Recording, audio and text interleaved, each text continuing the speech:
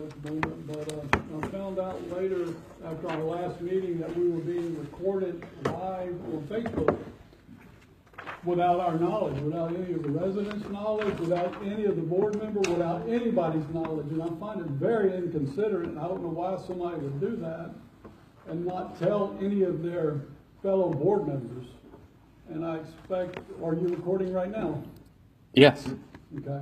Are you recording or are you broadcasting? It's, I mean, I don't know what verb I'd use, but it's live streaming? Okay, Is that? broadcasting on the internet? Well, James, Yeah. you've done this more than once, so I think you know what you're doing. I mean, just be honest with us about it. Well, no, I'm literally saying I don't know what word you would use there, because it's not like I'm recording and uploading it. I'm just, You're live I'm making it available to anyone that's not here. But you're not making it available to anyone who's not here. Yeah, I just made it public Okay. to anybody. Public to anyone who's Anyone. on Facebook. Is that correct? Anyone that can use the internet and go onto that website, yeah. Anyone who's got Facebook, so that's not public. So I'm not sure that. Well, wait, let's stop for a second, because I want to be clear, because there are two statutes that come into play here, so I want to make sure. The section 5510, I think it's 023, 551023 does provide that any person can record. Okay. Record, okay? That's what I do on this one. Correct. But the board is allowed to make reasonable regulations about such recording. The board can determine where the placement of the speakers are, how that is done. Right, So, right. But should we be talking about this if it's not an agenda item? Well, I don't know. I'm just, I want to make sure that I'm on We're this. talking about, we're not making decisions on it, we're trying to find out some information. right. Okay. Fair enough. I just want to advise you that the way I read the Act 551128 does not allow districts, and when you're sitting in that chair now, you're a board member and you're part of the district. And so the district cannot broadcast its meetings unless it follows very specific guidelines that are in the Act about how it has to be publicly available to all. It has to be on an internet site, not necessarily a Facebook site or next door site or something that people want. In other words, you now as a board member, you are live streaming it someplace that not the entire public has access to. And that is then a board issue. So and there's also the issue of you have to, Texas law doesn't allow for the broadcasts of these meetings to be spontaneous events like you're doing. You have to post a notice, you have to make a place where people can click on it and listen. So I don't think that that it is legal or appropriate now that you sit in the board member's chair for you to live broadcast these meetings. It may be something that the board asks us to put on a future agenda and decide whether the board wants to do that and how they want to do that. Well, it sounds like you're making it and I appreciate the feedback, because I'm operating under the assumption that it's a public meeting, and I'm just trying to, if anything, outreach. There's people that can't make it. This is just a way for them to catch it in between dinner and putting the kids down and whatnot. So, Right. so when from my newspaper days, I would just say that there's lots of cases of this, and there's cities and municipalities that they have the finances to have the whole studio Right. set up. So, and And they do they're that. on boards and councils, and Right. and so I don't see that being any different. And then when you said internet versus Facebook versus Nextdoor, I mean, I've read into that too, Lori, and I'm going to take your professional opinion, but you said it before you even finished the sentence. And internet, so you literally have to use the whole World Wide Web Right. to get to any of those. Right, And- but you have to use, let's see, let me check and see where I just can't imagine anyone thinking it's a bad idea. Well, I'll leave it at It's not that. necessarily that it's a bad idea, it's that an idea that needs to be discussed by the board. Well, and I can see how some people would be irritated, but I'm irritated that anyone's offended that a public meeting is public. even Well, more I'm so. not talking about that myself as Okay. being offended of that. I'm offended that you didn't have the courtesy to share with us that it's being recorded and broadcasted. You find that Well, normal? Do you no, find I'm it not normal? operating like that's a weird thing. I'm going, it's a public meeting, like everything, It you is, should and act it's like not. everything's. It's only public publicly- to the people on your Facebook page. No, that's why I have the setting on public. It's On not public to my Facebook. network, it's But- just anybody But if that wants to. it's such a good thing, if it's such a good thing, why didn't you share with the board that it was gonna happen? I literally am not operating under the, like, I keep asking Bill stuff over here, and he's like, yeah, okay, sure. And I'm not trying to weigh anybody else down with another little detail No, of but minutia. It's not there's no complication in just saying, hey, guys, I'm gonna go ahead and broadcast this meeting Well, tonight. And that's I will- all you would have had to do, and then we would have all. I apologize if I ruffled any feathers. Well, I just think it's courtesy that should be shared. You didn't ruffle my feathers, it's just, I think. You bit sound a courtesy. little ruffled. Well, James, I will say you ruffled mine. And because mine. It And was mine. recorded. It wasn't just live streamed. I listened to it recorded an hour and 40 some odd minutes worth a couple of days later. That's how I found out about it. So it was out there, not just during live streaming. Okay, well, Keep in mind, let me continue. Yes, sir. Keep in mind, Facebook is defined as what? Social media. It's not government media, it's not MUD meeting media, it's social. You talk and make friends with your friends. It's not for you to broadcast me saying something at this MUD board meeting. you serve the public, Jim. I do, but you know, you do realize that there's public notice given every month of these meetings, the time, the place, the agenda. Everybody has access to that, and if they want to come, they can come.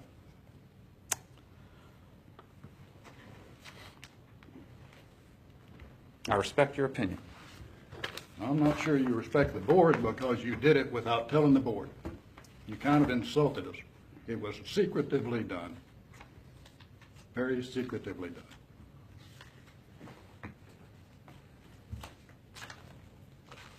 So until we decide on the agenda, shouldn't it stop until we decide on the agenda? I think the board, as for him being able to record meetings, it is his entitlement. The law says that they can be recorded. Now, and you don't have any rules in place governing how those get recorded.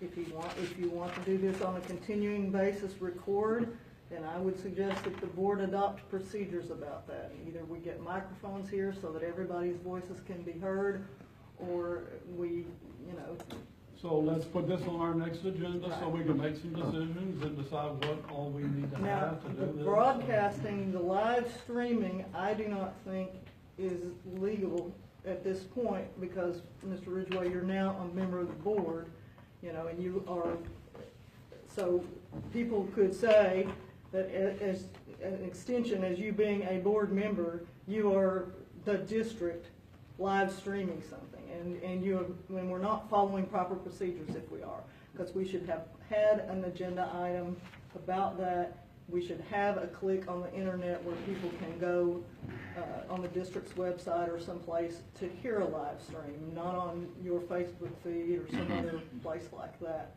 And I would suggest that if that's something the board wants to consider, and that's in the board's discretion as to whether they want to live stream meetings, and I can certainly provide more legal advice about that if that's the Let's board's. do that at our next meeting so we can have an agenda and we can vote on all these issues and decide as a board, please. Could I have one other question? If it's okay to record it, can that recording later be posted online?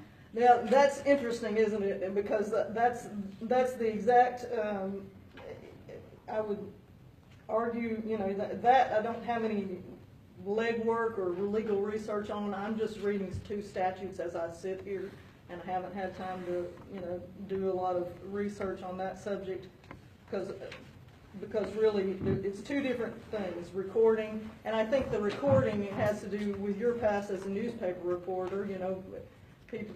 It's a lot of reporters information. Reporters cover meetings all the time. They bring a camera, or they bring a recording with them, and sometimes you're liable to be, if something's really exciting going on, you're liable to appear on a camera somewhere if, I've had districts that happened.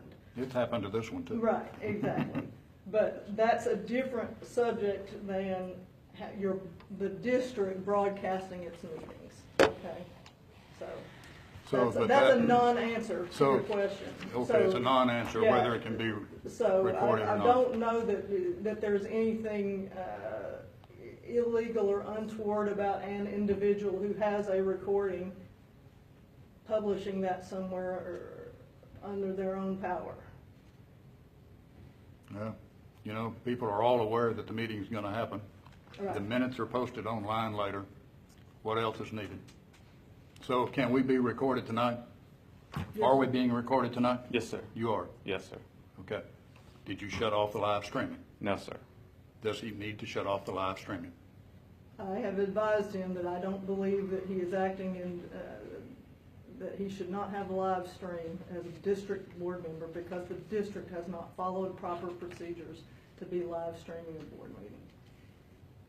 That's my advice. Thank you. So you're not gonna shut it off? You didn't put a hand over there to shut it off, that's why I'm asking.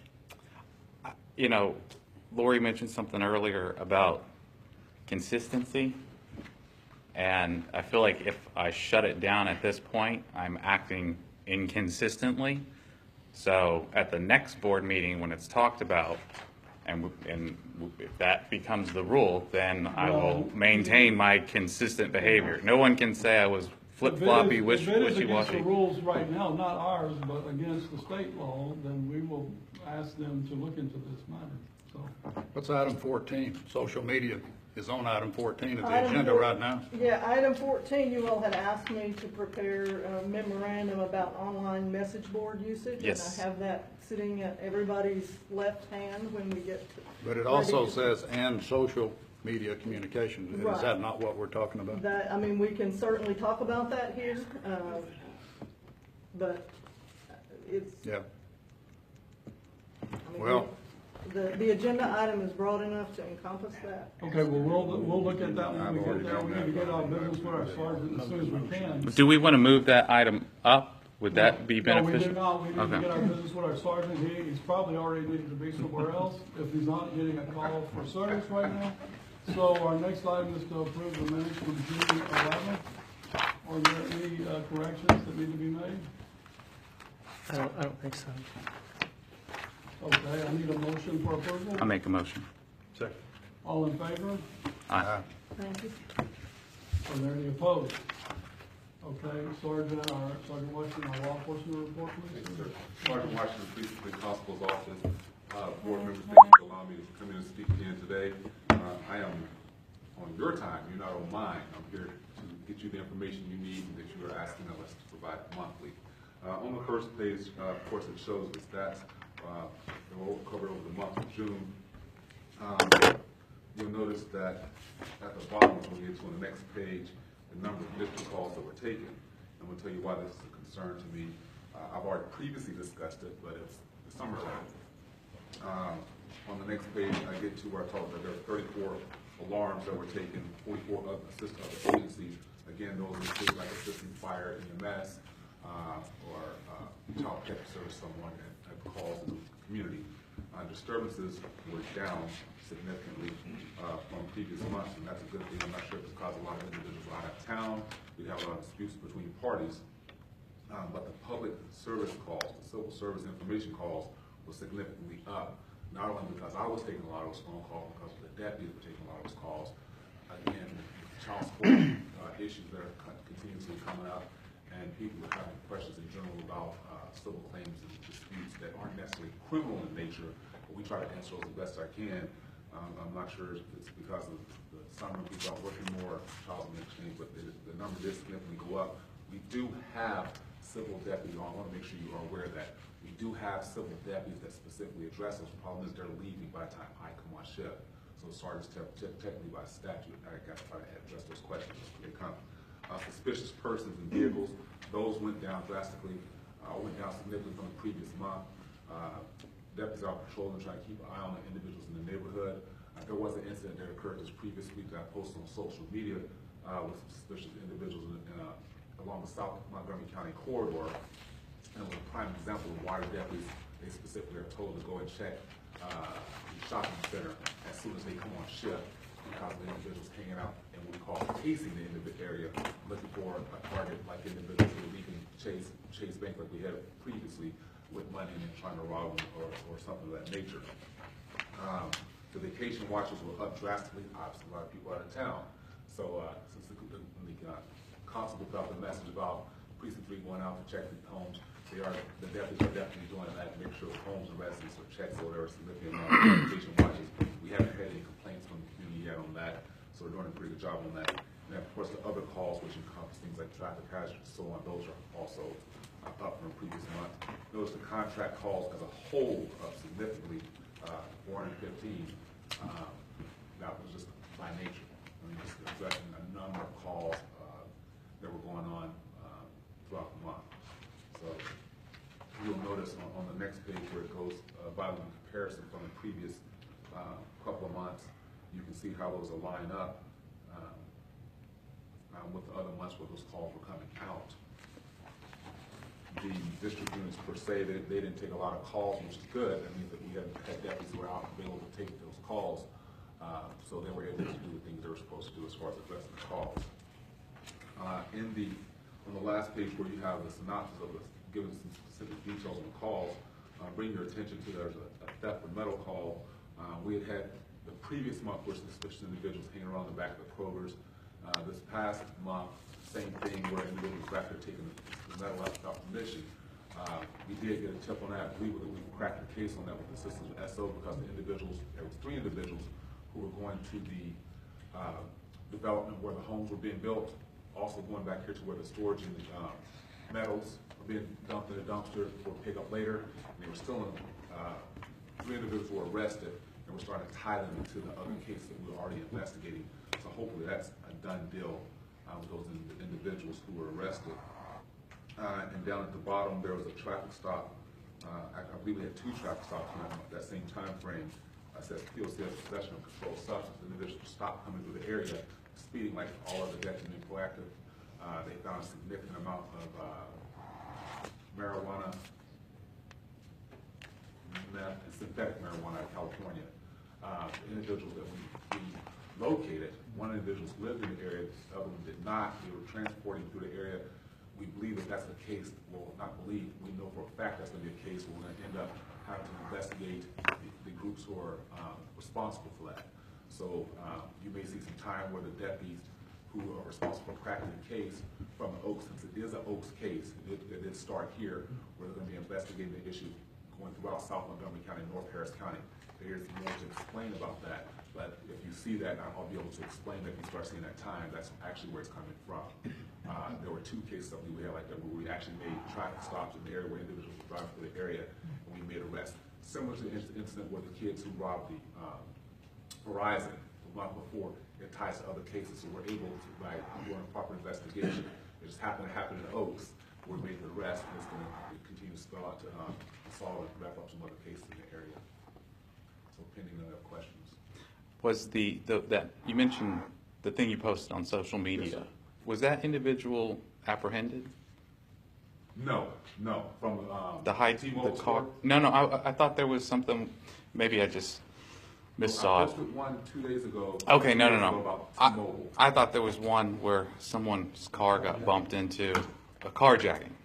I didn't know if that one. No, we have not caught him yet. They are still looking for that. No. Was that in our district? Well, it started here because the car, which that will be brief actually next month because it happened in this month. Okay. But no, there's still that individual. One of those individuals, his mom actually called and turned him in. Okay, so there is a.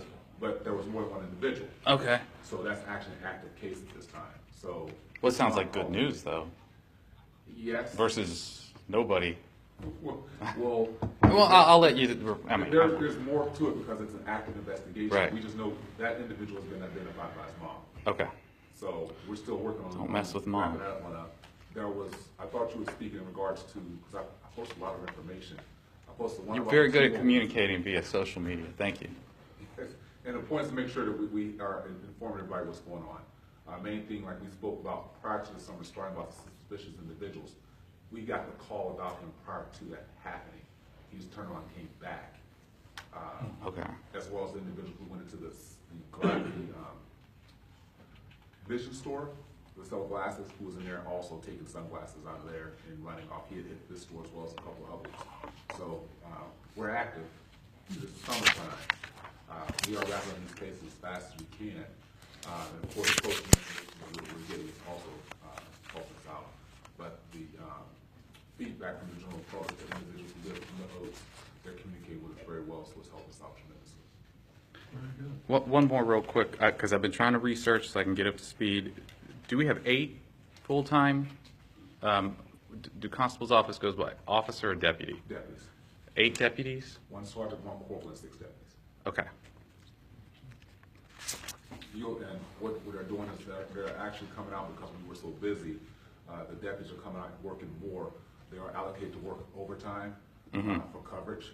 So they've been coming out working. That was another reason it's helping us crack a lot of these cases. They're coming out to work. You guys granted us the authority to get them out, and I told them, look, don't come out and sit around. That's not what I was here for. Justify it by doing some work, making some traffic stops, checking the buildings, checking vacation watches, and stopping individuals on the road. So they've been extremely active coming out and work more. And it's the same thing. They're working with other contracts, the same thing. I mean, there are only so many deputies in this part of the county, as we discussed previously, so they're doing what they're supposed to be doing. And as we found out from you before, though, we have a very high response time, or low response time. Yes, we on do. our calls because of We do. this deputies, and I mean- also, you all told us how low the crime rate is here, although we've heard of some situations here, but our crime rate in our homes. Across the board, the crime rate's low. Here in For our- this community, it's low. The response time by the deputies in this community is an extremely good response time. The rate at which they're solving these crimes is good. They're staying on top of it. One of the neighbors reached out to the constable specifically about Deputy Martinez, her working, working not only the time that she's on duty, but often her own time, is trying to solve some of these crimes and getting individuals put in jail who's supposed to be in jail. Matter of fact, the individual she put in jail is still in jail because he was harassing, stalking. Stalking is a felony, if you know. It went that fast. So they're doing what they're supposed to be doing. I mean, the value to have you on our contract is very high, that is what I'm getting at. Yes, sir. Because other communities are seeing much more traffic of crime. Yes, Because sir. they don't have as many officers covered. Visibility. And so you're stopping a lot of crime there. Yes, sir. Okay. Something that we can talk about later, because we've been emailing, and the thing, just to clarify, that I'm trying to figure out is, we represent a fair amount of Precinct 3. Not the whole thing, obviously, but it's hard to look at all the numbers and go, if there was no contract at all, this is what the constable's office would invest in this community regardless of the contract. So when I'm looking at the money and the numbers, the people, the resources, what I can't figure out, but I'm sure it's there somewhere, this is what is being invested already. And I kind of get that because, for instance, in Harris County, they'll do like 30-70 splits, right?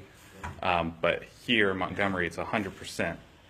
So one just wants to know that they're not losing anything. They're not looking at Imperial Oaks and going, oh, well, they've got plenty of coverage. The same thing with MCSO, making sure that they look at the district and don't just go, well, we don't need to invest any of the county-wide.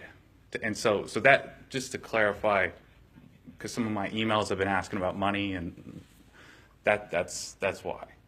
I don't think we're doing anything that's a problem at all. I'm just trying to find, when we pay our taxes to the county, and they then give that to Precinct 3 constables or the county sheriff's office, do they look at our area and just go, oh, no, their contract's got them completely covered? The answer should be no. That's what I believe. I just can't figure it out. Well, from what I understand, James, the constable, we do have 8 officers that we pay 100% of. Mm-hmm. And if our guy goes on vacation, for instance, but this is just a small part of it, he replaces it with a county officer. But also, if we have a lot of speeding people calling in complaining that there's less speeding or a traffic issue, the constable will send in the county guy like he would, because he's responsible for our area. And we pay our county, he puts in other patrols extra besides our 8 officers, he does that. He does, yes, please, you can expand on that. To help you, I think I know where you're trying to go with this. And when someone goes on vacation, they cover up the district unit. But at the same time, if both of our units are busy on a case, or they're taking someone to jail, or it's one of those nights where there's only one person on, dispatch calls out for an Oaks call, and our only Oaks guy is halfway to Common Road, takes someone to jail, SO will still cover our area. Right. So it's not like we go uncovered. But we just have to wait an extra couple minutes for SO to come from wherever they are in the county. Or a district unit from the constable's office will cover that call. We see it up regularly. So. All right, great. Or 20 or 30 minutes. Depending on where they're at. I mean, let me go on the record and say I pay more for them to be where they're at, because I think it's covering our area a lot. We have a better area for them being here. Right. So if Bud wants to increase my fee to keep these guys on, I'm all for it. Yeah.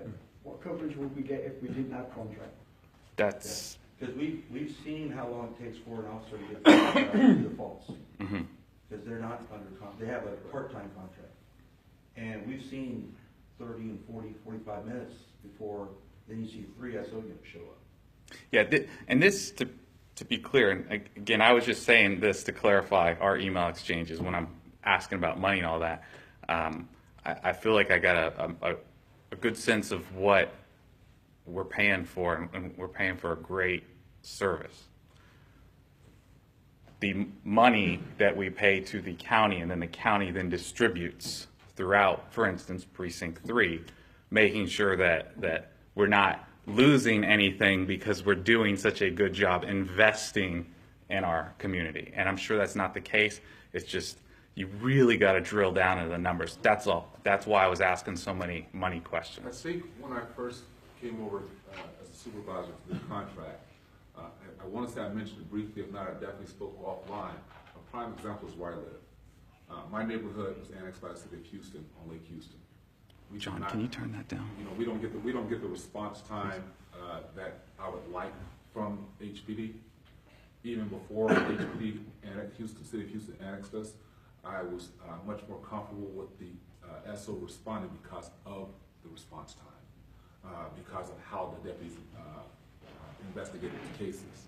So when you've been in law enforcement for 16 years, like I have, you've worked for the state, like I did, worked for the city, like I did, and now you work for the county, you have a better understanding on what the general public is expecting out of you. So the money that the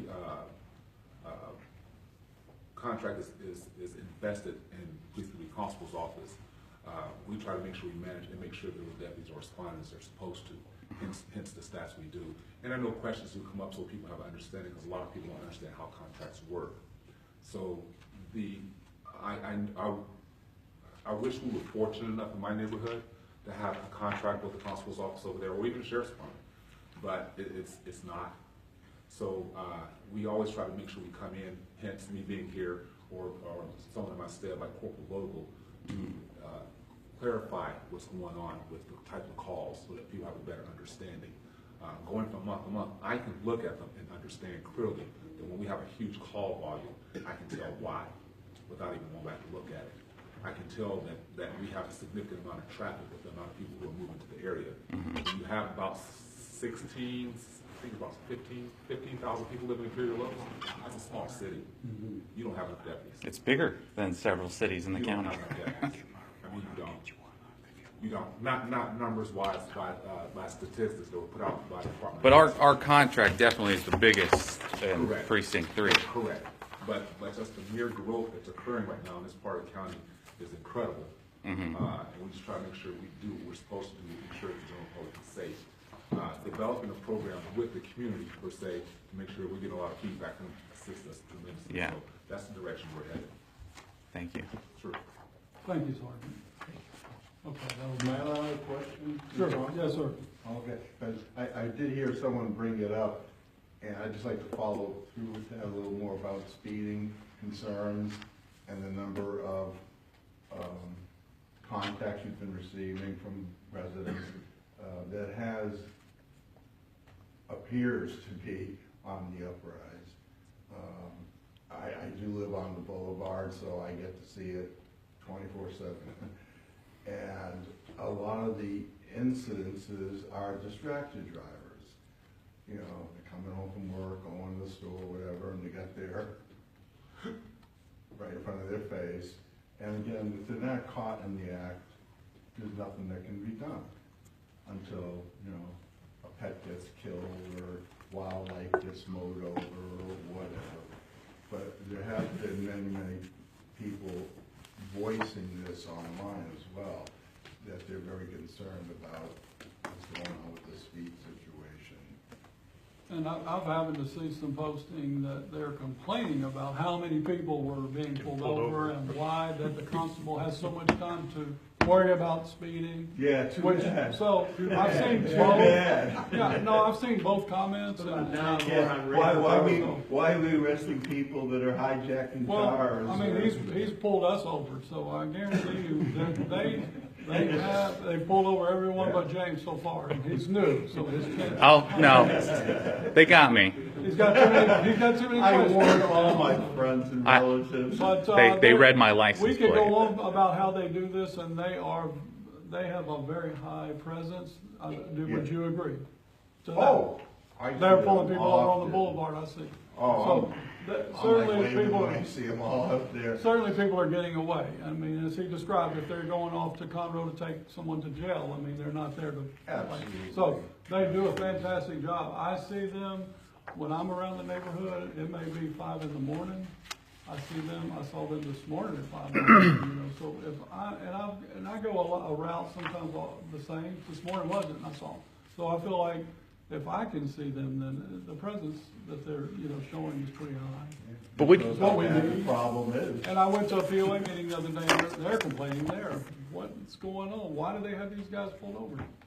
That's Because no brainer. they're breaking the If you're law. breaking the law. But not only that, now he will tell you that he does community stops just to, you know, introduce himself, let people see him, you know, make sure that they know they're there to help them out. You know, they do a lot of that, right? So yes, sir. A program you have So for yes. all your officers, okay? And some of these are just to say, hey, guys, look, you know, there's mostly warnings that he gives out. Just, you A know. few years ago now, we did have, the, speed indicator signs set up in the high areas of infractions. I like those. I seem to think that at that time, there was a positive result to having that. Just throwing it out there, I haven't seen them for a long time, and the problems are up. The second part to my question, and I'll be real brief, because I don't know, are you getting input about drag racing? Are people reporting it? Because to go online and just complain about something, that's not the way to resolve the problem. It's good to let the people know so that they're not alone, but if they're not reporting it to the right people, of course it's not gonna get, nothing's gonna be done. Whenever we have an issue, I'll try to put out a PSA. I put them I put them out on the social media pages I manage as well as others. So if there's an issue specifically, not just drag racing or whatever situation may be, if you send that request to us, because once we're inundated with that, we put that out, and then of course we try to address it.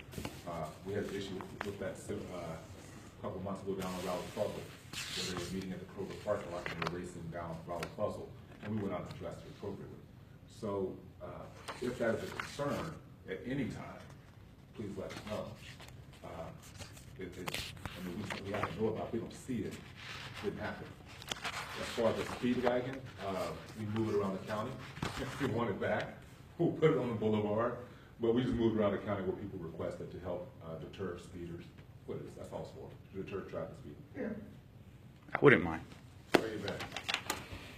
Yeah, and so I do see that on social media where people are saying things about, this is happening over here, and it's something, the law's being broken. But then I go on and ask, hey, can you tell me where you're at so we can call it in? Nobody has ever called it in at one time. It's a problem. But they're willing to type it in on social media that there's something going on, you know, so.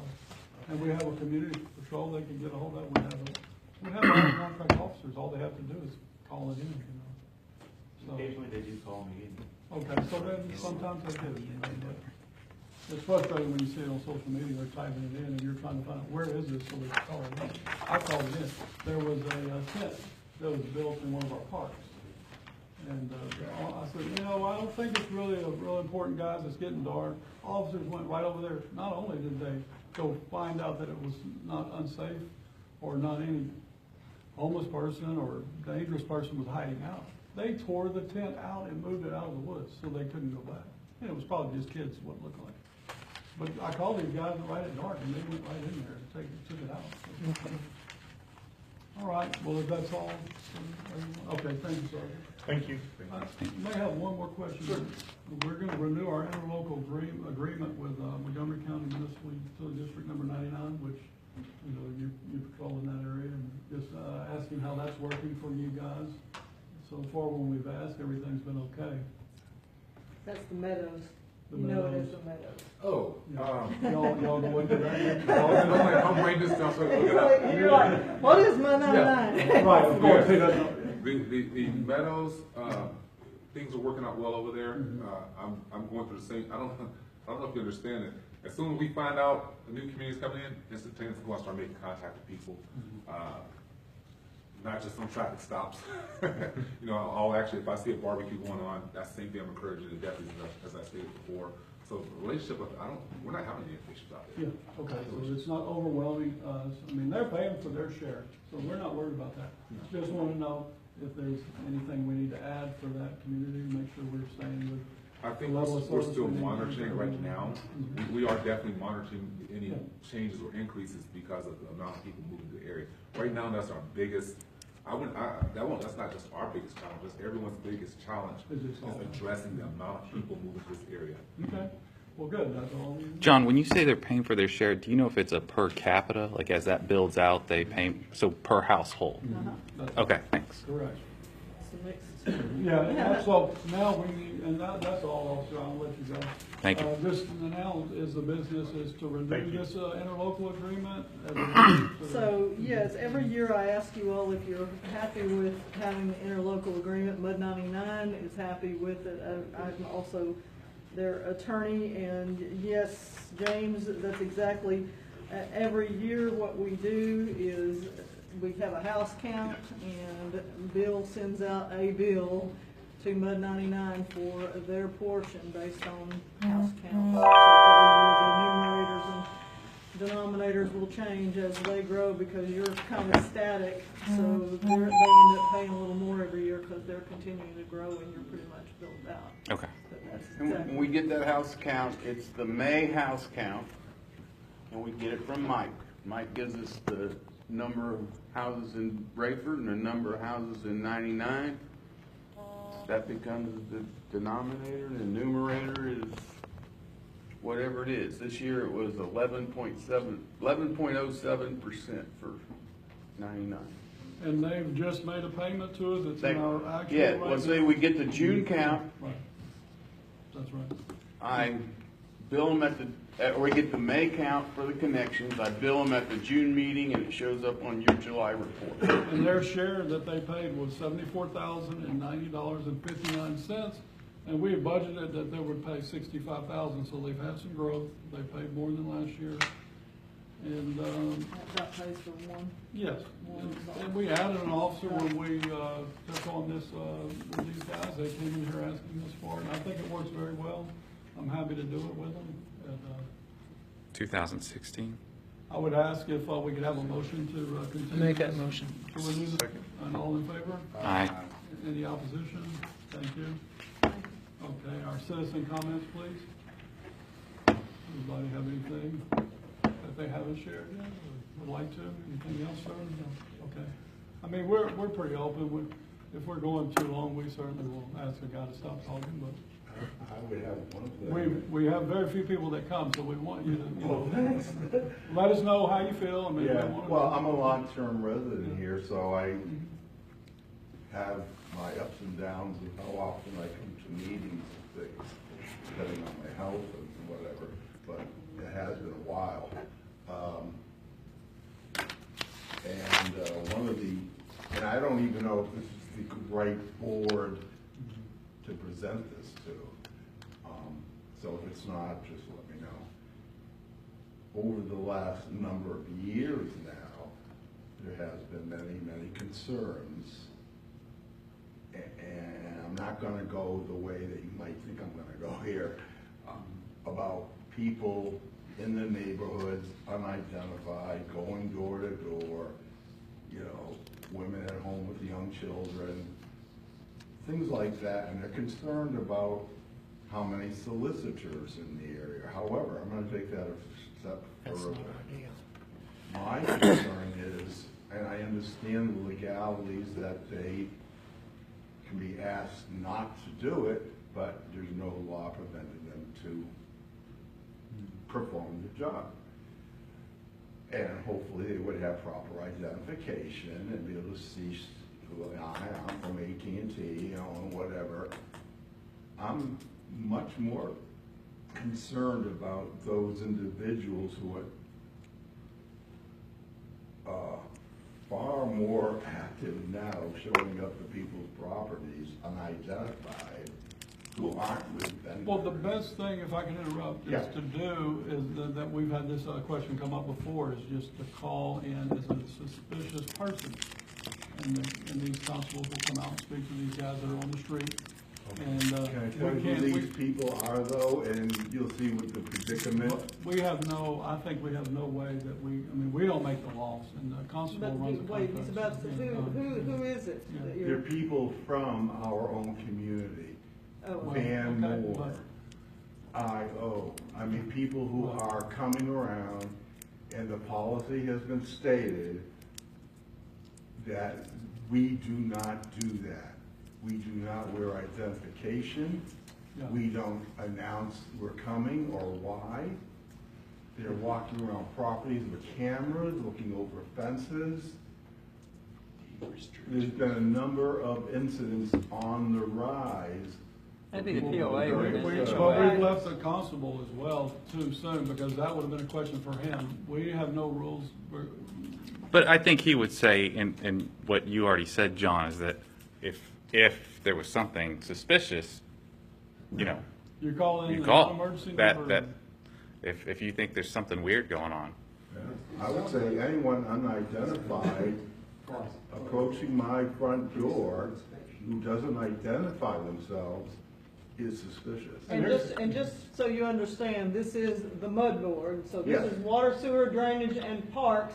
And Not that. Mike is the operator that you will see, or Mike's office, municipal operations and consulting would be who you would see most often. I do believe they are uniformed. Yes, our meter reader is read this weekend. I saw on Saturday, I don't know if you saw them, but they do have a shirt that says meter reading on the back. And, I have never seen a problem myself with anyone from this water district. It sounds like a POA. Hear Yeah. that? Yeah. Say that a little louder. Yeah. Well, I understand, okay. I don't want to take up this board's time, but there are other issues that surface that we were never even notified about, that I don't even know if they've been added to the deed restrictions, but that's part of the reason why they're doing this, for resale of homes. Well, that's the POA, you need to That's- go then. yeah. That's right. That's Tuesday next week. Next Tuesday. And anyway, if you have a suspicious person, you should contact the constable, because we never know, they may have robbed the home next door, and they're just trying to. I mean, there steal are something. cases So, where they act Don't like hesitate they're. to call. Right. Don't hesitate to call. Sir, the POA looking, they have inspections every month. I think there are 2 inspections of the entire subdivision. They don't go in anybody's backyard. They can't legally go in your backyard or anybody else's. They drive by, your yard needs mowing, you're gonna get a 10-day letter. Your trash cans are out, you're gonna get a 10-day letter. But those POA people, Van Moore people, cannot go in your backyard. No, but they're approaching the fences, coming on the property. They don't get out of their car. And going over the fences with No. handheld cameras. They don't get out of their car. Leave their vehicles. That's not the POA. Because that's what I understood. That's not the POA. That's not the POA doing That might that. be the insurance. Yeah, it could be insurance, it could be the tax people, I don't know, but the POA, they do it in the car, they don't get out of the car. Yeah, yeah. Appraisal will. No, I said that last week. Oh, I'm sure there's different, and that's, like we were saying about anything, people need to report them as they happen, so they can be looked into. Well, the whole world's about to know about it here, so maybe your problem gets solved. Well, thank you. Okay, good. Next Thank you, item. sir. Appreciate you coming out to our meeting tonight. Thank you. Next, is there anyone else? Okay, the next item on our agenda is the bookkeeper's report. Bill, please. Okay, debt service fund, 176.34 in interest, $28 service charge. You're at 1,409,082.86. Capital projects, just drew 1134 in interest, 1172 in service charge. You're at 91,975.84.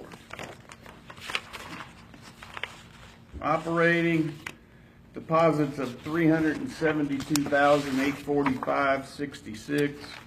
And like John said, Montgomery 99 paid their annual fee of law enforcement.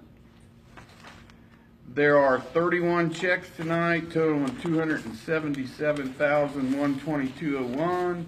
Other disbursements, $36,494.01, and most of that's electric. Balance is $1,488,804. Investments drew $487.73. We had withdrawals of $225.36. Balance now is $1,695,753.19.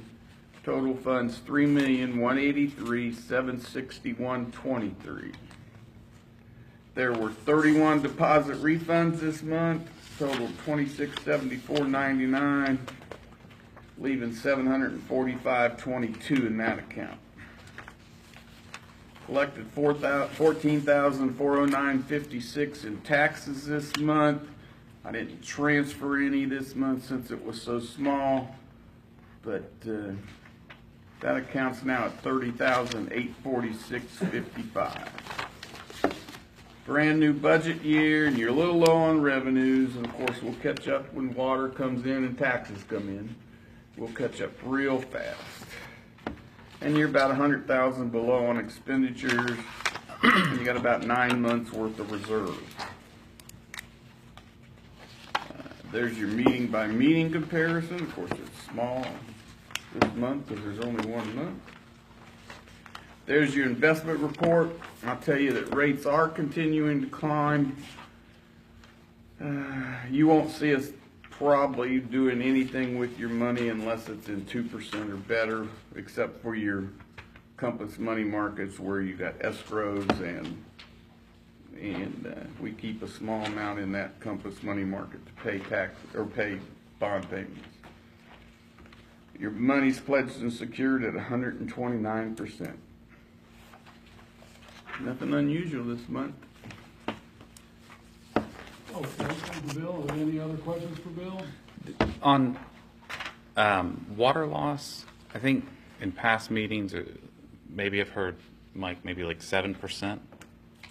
I don't know what we average, but This month you're 5%. so when we charge a 10% for what do we call that, for water loss? Is that what that's called? We add 10%, SJRA and RWA, yeah, that's true. and then we lose, for instance, 5%. Where does that 5% that we didn't lose financially? Where does that money go? In your operating account. Operating account. Okay. It's in part of, I don't know any difference. I don't know any money difference. All I know is how much Mike tells me he collected in water and sewer revenue. I don't know whether it's lost water, real water, or really how much he really still owed. Well, I just haven't heard a 10% loss. It's usually 5 to 7 from my notes and looking over the minutes. I would agree, but this is what I would tell you to do is look at your SJRA rates, Mhm. what you collected and what you received in your annual budget. And you can't go dead on, because remember, I'm reading from the 7th, 8th of the month till the 7th, 8th of the next month, so you have 7 days off there, then you also have another 30 days because I read in arrears, and they're charging you up to date, so you don't get a clear look until the end of the year when you see the budget on what you received as your SGRA revenue and what you billed SGRA revenue. And that's where we really try to get that number squared up, because that shows the whole thing right there. So if it's $100,000 to the plus, then of course the district would want to think about doing something, but that's how you would square those two numbers up. The last time we looked at it, James, it was about equal, and we were only doing it for about a short period of time. That's why we asked if we'd wait longer. And we can't use this budget to compare on, so we'll have to go back to our last year budget and see Well, that number. if you look at last year, you Yeah. collected 1.1 million, Uh-huh. and you paid out 1,080,000 and 1,000,000.08. So, do you see that now, James? Do you understand? Yeah. What's the We're not difference? charging above what, I didn't catch the first number. 0.02%, so, or 0.02, 20,000, 30,000. we're collecting the 1 million and we're. So paying it, like over you 1 said, million. it kind of worked out at It the almost end of works the. out. Yeah. Because That's what we're his- trying to do, is make Yeah. it square, because I don't think Okay. the All we district were is trying to intended make to money do. off. And his water accountability number, you know, he accounts for water, you know, like it gets flushed out of a hydrant. Right. I mean, it's accounted for water in his numbers, you know, because he's gonna show it, but you still had to pay the fee on it, and you didn't get to bill anybody for it. So that 10% is supposed to capture all those leaks and Mhm. that kind of If they have account. a water main break.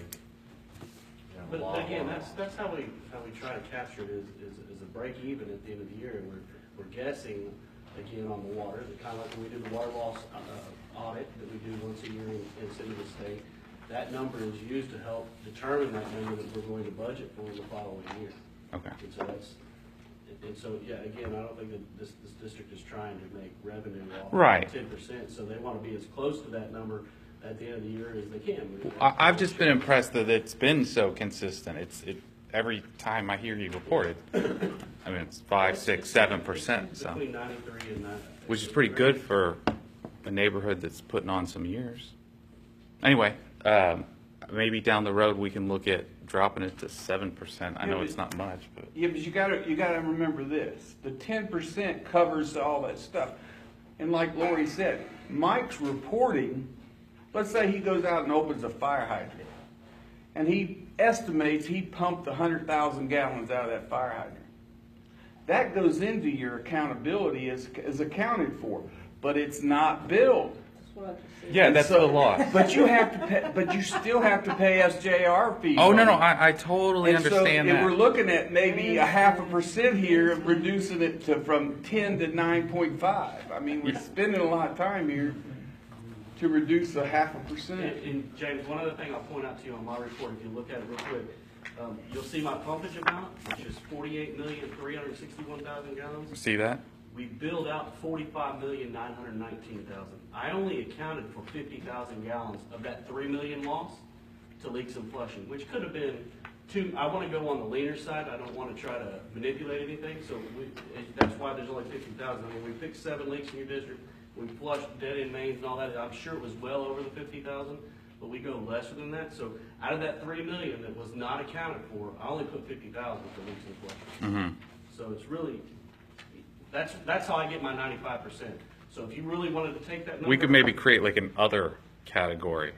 Pump versus accounted for, I mean, yeah. That would be- number, and that would be your real number. Yeah. Okay. Okay, there's some things on here to note. It looks like, James, you're gonna get per diems for 5 days of your trip. Is that 4 days, you're getting 4 days? Yeah, 4 days. $125. So you were there 4 days, James? I was. On the AWBD meeting, you were there for Your meeting 4 you days? went to. Yes, Thursday, Friday, Saturday, Sunday. And then your expenses for 835.40, that's your meals and your hotel stay, I guess? Mm-hmm. Okay. And I have I I itemized it out, Okay. so it Sure, could that's be. how you would do it, you just email it to, I okay. All right, I need a motion to approve the district's bills. I'll make that motion. And Second. also include the director's expenses and fees. I'll make that motion. Okay, all in favor? Second. Aye. Any opposed? Do we have a second? Thank you. Do we have a second? Yes, you. Okay. I'm trying to get your blood pressure. Okay, do we have anything on the tax assessor or collector report? No. Okay. I can tell you as of the 31st of May, you were 98.76% collected. All right, thank you, sir. Okay, our next item is the operator's report. Okay, guys, I think you have a copy of my report in front of you. For June, you have water and sewer revenue totaling $282,552.70. You have 3,820 connections, 3,593 in garbage, 48 vacancies in your district. You pumped from all three wells and received from your SGRA a total of 48,361,000 gallons. Pumped out 45,919,000 gallons. Your pump versus bill is at 90. Your pump versus accounted for water is at 95%. There are 7 leaks in your district that we repaired. Your 10 back-T samples, they were all good. Your wastewater treatment plant is currently operating at 69% of its permitted capacity with no violations. Look at the next page, it shows your tap count again, 3,820. There was no taps for the month, none for the year. The next page is your tap count by section. All in 2 pages of that. And then your last page is your not so nice people in spite of those that left over the balance after their final bill. We'll ask you to, when we get comments on the side of that, if you want to know why some of them are higher than others, that's what you'll see none of these were homeowners.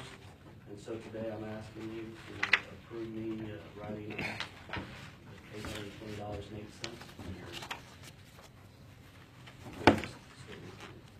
Start with the question. New customer. Dumb question, but that's the amount. Is it, they have deposits, right? They have a deposit. This is after their deposit is applied. Okay, so that 312, that was a sizable. Yes, sir. They were cut off for non-payment. So this is, they had a 2-month bill. Mm-hmm. They were cut off and then they moved out. Does it cost us too much to get that money back, Lori? Here's what I'll tell you. Go to the front page. Okay. Look at penalties on your water and sewer revenue. This is what I've collected this month in penalties for people not paying their water bill on time.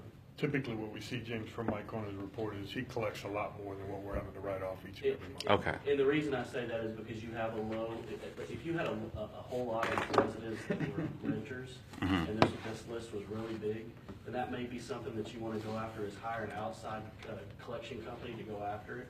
Okay. I will tell you that, and so I can't do that because of the red flag policy, and so, but your penalties way exceed your, what Okay. we're writing off monthly, and so if any of these people move into another subdivision of ours, which happens quite frequently, we are able to collect. So you will see on some of these uncollectibles moving forward, highlighted in yellow down at the bottom, how much you collected from your uncollectibles when they tried to move back in either a subdivision or another subdivision of our districts.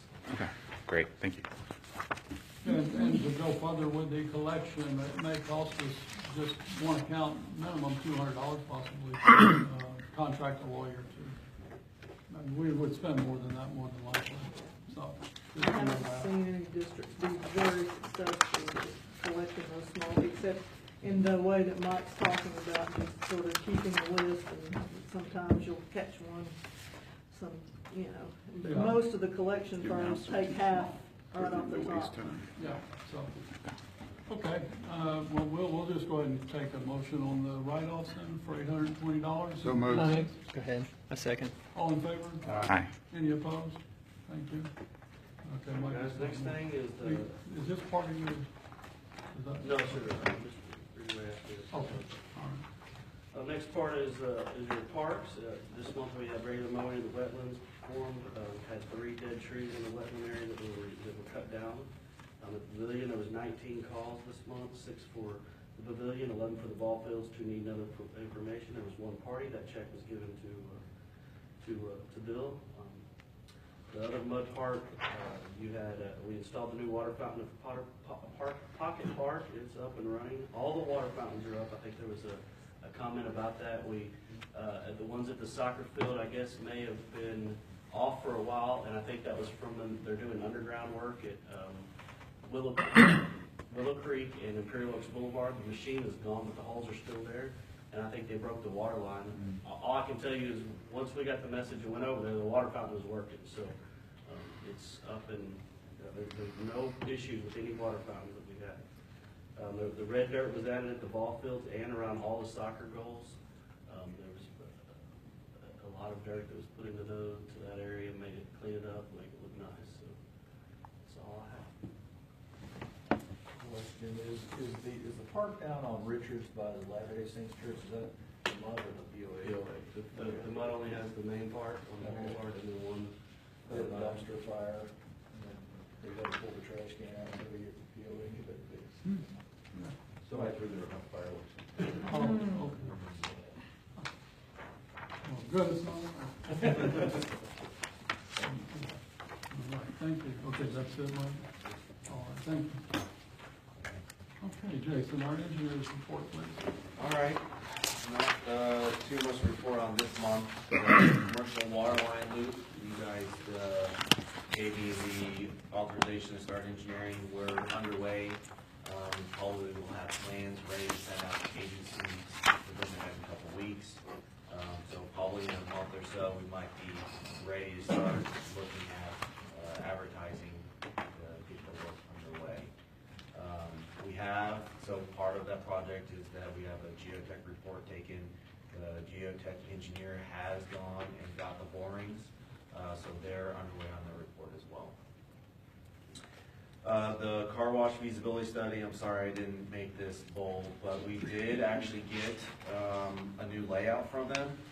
If you go to the very, very last 11 by 17, that's what they gave me. Got about a week and a half ago.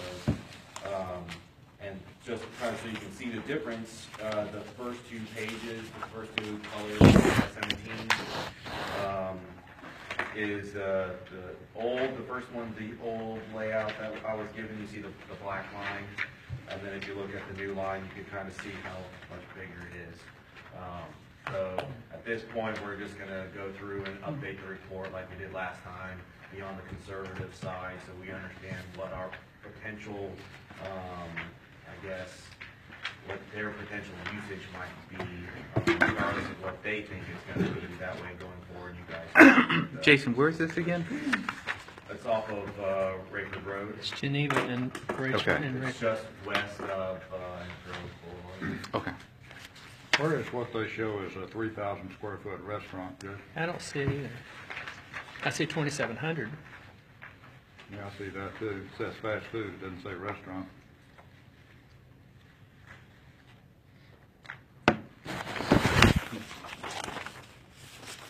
Well, as you say, this is not a static thing, but I assume using their numbers and that type usage, there obviously is a higher usage of potable water and more usage of sanitary sewer for a restaurant than there is for a Yeah, so I think what they're thinking is that's under the proposed 13,000 square foot, might have it all in place. So what I'm guessing is where it says proposed S center, 13,000 square feet, in there is gonna be a restaurant. That's what they're suggesting.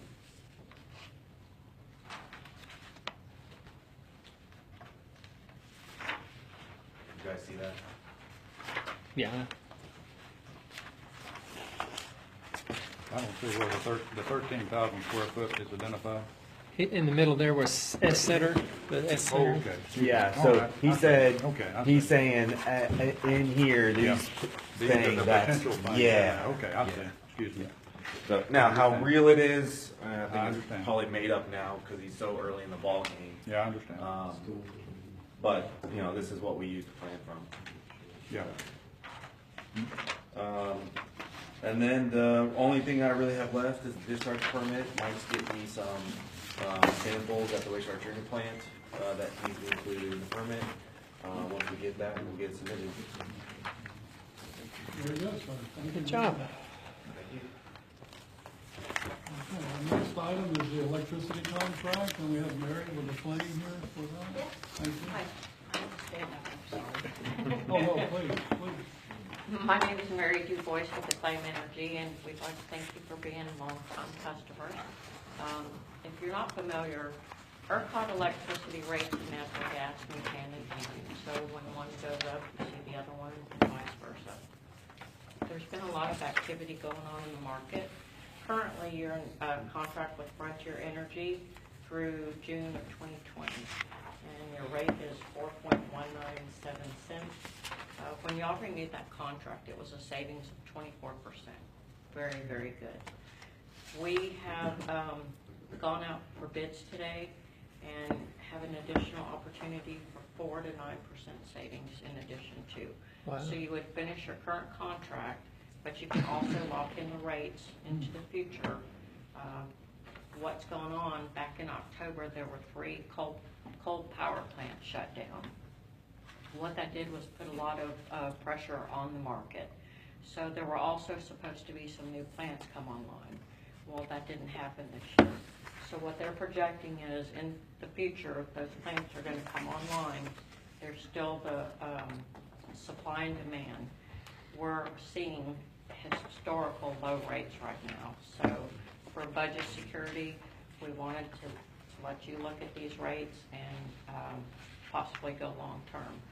So if you'll turn to the next page, it's just a summary of your current meters. The rate again is up top. Your annual volume, what we did was pull the last 12 months worth of usage. We supply that with the number of meters out to the retail providers, and that's what they bid on. The 4 that responded to the bids are NG, the General Rate Office, Hudson Energy, and Reliant. And then the very last page, you can see what their bids are based on 12-month increments. You'll see probably the second column, the swing, that's a variance allowance based on your annual usage. So 25%, if you were to go above or below your annual usage, there's no additional penalties or pass-through charges. That's about $626,000. From what we understand, talking to Jason, there's nothing that's going to affect that near term. So that's a good variance to have. Wait, there's nothing. Planned in the There's no future. new facilities, there's not a new lift station, Okay. there's nothing's gonna change your power usage. Now, and I can ask this. No, I'm gonna. So, groundwater, just pumping groundwater. If we're pumping significantly more, would that up our usage? Yes. Yeah. Would. Well, I bring it up because at that GRP review committee, they talked about the way they didn't increase the fee was that they're going to have a lot more groundwater pumped this next year. So just, I don't know if that is a variable that we might want to research. Well, they're already sending us as much as they can right now, so our pumps are not running. Yeah, that's what I'm saying, which is different. If next year they're not doing that. Well, we will continue to see, I think it was in Kerry's report. we will continue to get water from the SJRA. Yes. Yeah, I don't That's think not gonna that's stop. changing. That will not stop. I mean, I haven't heard that they I mean, stopped giving us water. No, not that. I was at the meeting and they were saying that the only way they can achieve, and I'm probably gonna not say it right, but the only way they're gonna achieve it is by reducing production, so they don't have to raise the fee, and so they're gonna be looking for the participants to use a lot more groundwater. And when they go over, I guess, a 30-year average, we'll still be within our 30% reduction. Anyway, but that was all very recent. I haven't seen, I know that they asked you, and you probably provide them with a projections analysis. You know, Which they ask hasn't for that really changed. every year at Yeah. some point, and I don't remember seeing a significant. Okay. I don't think I don't think it's gonna be more than that 25%. That was, yeah, okay. The minutes should be on their website, so if anybody wants to look at it more. Yeah, I can look into it, if the board wants me to. No, I think we'll be okay Okay. with myself, anybody else. Mr. Debo, question here on the page 5, these 4 suppliers, those are the only ones that bid, so Frontier did not Yes. rebid, Frontier That is elected correct. to not rebid, okay. We are not using Frontier any longer. We Okay. did a customer service survey, response time, if there were any billing issues, if we were trying to do meter ads and so forth, they were not responsive. We also do it based on their credit. Most MUDs have a higher credit, good credit. Right. And we are trying to match you with the Okay. suppliers who Yeah, also have that's that good, thank you, I was capability. just curious why they weren't here, appreciate that. Welcome. So NG came in lowest with the 12 and 24 months. If you look across, you can see what the annual savings is. So looking at a 24-month based on your annual usage and the number of meters, you could save up to $5,600. Reliant Energy came in lowest with 36 through 60 months. That goes up to $9,900. If you look at that over the term of that contract, that's almost $50,000 in savings. It's also budget security. Again, when you talk about supply and demand, with those coal power plants shutting down last winter, that was about 8,700 megawatts of power that we lost.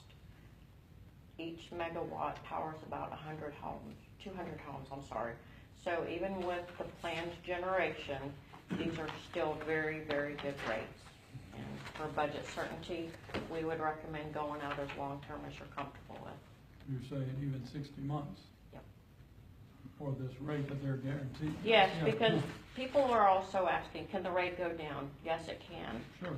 But when you look at where we are, we're at the bottom of that chart.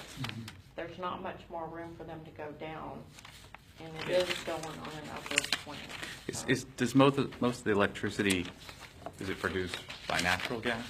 It's a large portion of it. There's still wind generation, there are other cheap gases It's or mostly- fuels. Mostly natural though.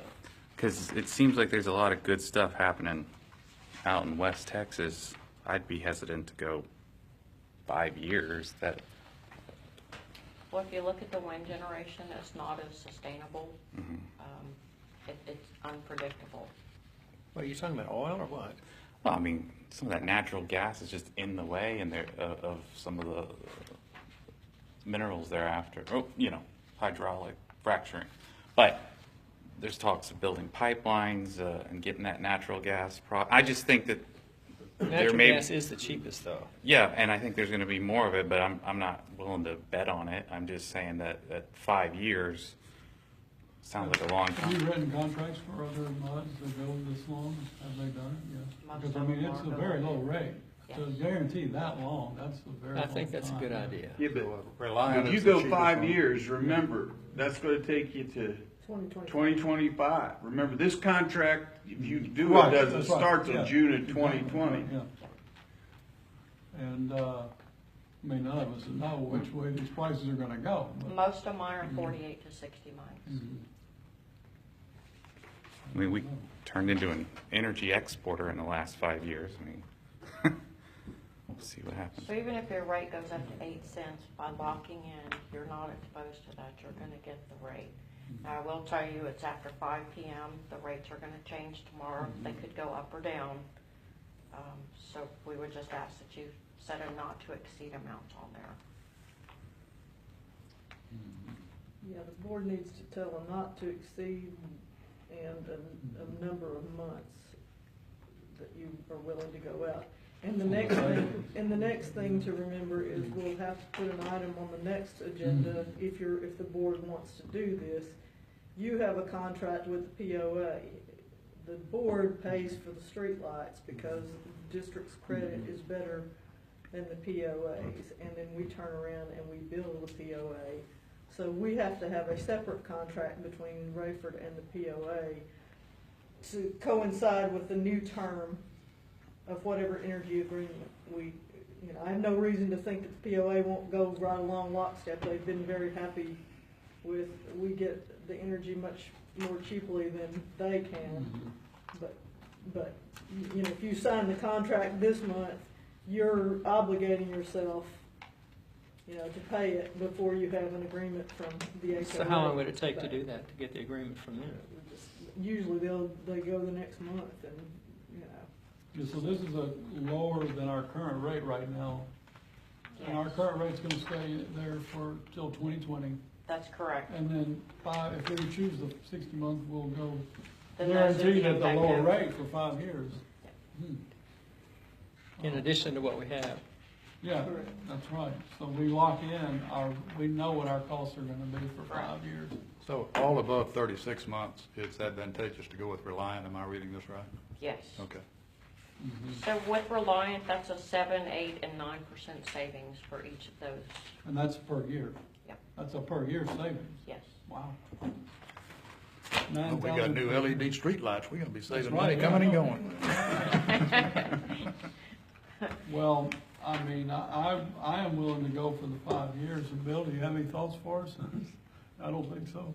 Yeah, because I mean, it's a gamble. We 4, don't know. 5, 3, you know, it's gonna, We're gonna. I'm save not money. gonna be around, but, you know, That's right. I'm just more worried about, I'm just more worried that she put me in Frontier, and now I start next month with Frontier, right. and you're telling me customer service isn't good. Remember who's gonna knock on your door? That 2-year NG rate doesn't look bad. But do we have to, we don't decide tonight anyway, right? We have to wait till POA. You No. can't, the only thing if you all know the POA well enough to know that they're willing to do this deal, then I think there's very little risk to you. Well, they could always get out of their contract with us. And go with ourselves. Well, but you are signing up Right. to pay their streetlights. Right. So you're obligated to pay for the streetlights. But what she's saying is she wants to go into the market and lock this rate in Right. tomorrow on a contract if we tell her to do that. What's our current rate? Our Current rate is 4.197 cents. Till 2020. I think we're better. Frontier rate, 4 point. 4.1, Yes. yeah. So it's only gone low. Oh, it hasn't been this low. No, if you look at that graph, and you see that green line on there, Okay. that's our rates were this time last year. Oh, they were up there Yes, last year. You know where they're 1 year ago. Last week is represented by the red line. at? Mhm. So So since when- So we Friday, dipped down, yeah. yeah, We dipped down a week. That's So- when we did the contract. So waiting another month, that could all change, right? yeah. But if we lock it in tonight, it'd be official? Whatever tomorrow's rate is. Okay, yeah. and that's why I say Yeah. not to exceed. Okay. Typically, what the board authorizes, the board president or whoever is, you know, able to be at a computer and sign the agreement, So, to sign it with not to exceed this rate and this time. or anyone willing to go 5 years, or do we have a consensus for? Consider, at least think about backing up to 4 years. Okay, 5 that's fine. years I'm seems a just long trying to- yeah. extension to me, to Yeah. go out. Yeah, that's good. 2 is my comfort Did you say zone. 4? I said 4. I'll do 4. I agree with 4. I can do 4, okay, That's 8% saving. okay. And with So- Reliant, right, so. And then, so that's with Reliant, okay. So, And James, you're opposed? the motion's for the Reliant, four- and we need a second. You're recording that as they were, okay. He's opposed to the 4 years. Okay, and, so then we have a vote for the 4 year. You've got all everybody's vote. Got it. And you got the opposition, okay? And now, for the rate, what does not exceed on the rate? On You have a phone number recommendation? 5%, You're saying not to exceed 5? correct. That sounds drastic, but it's gonna be maybe a tenth or 100th of a cent. Well, then can we just go 1/10 or 100th of a percent? Not to exceed. If we're gonna go 4 years. What the year? If we're gonna go 4 years, not to exceed, 2%, 1%, what? a tenth of a percent? You think we could get in the market? over That'd be what, 4? .039?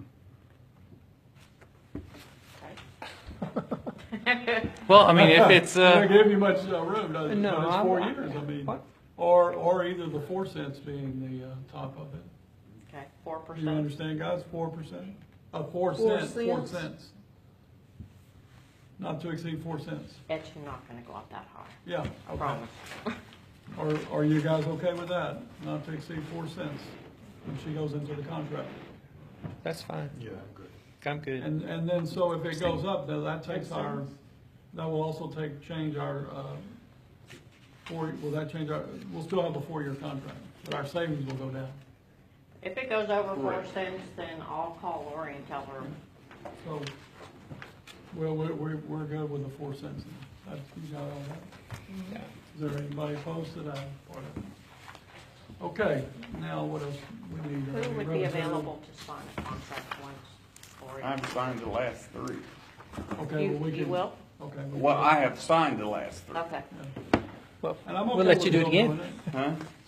Okay, well, Bill's willing to do it again, signing that contract. You can take care of it tomorrow. It's your money, buddy. I like spending other people's money.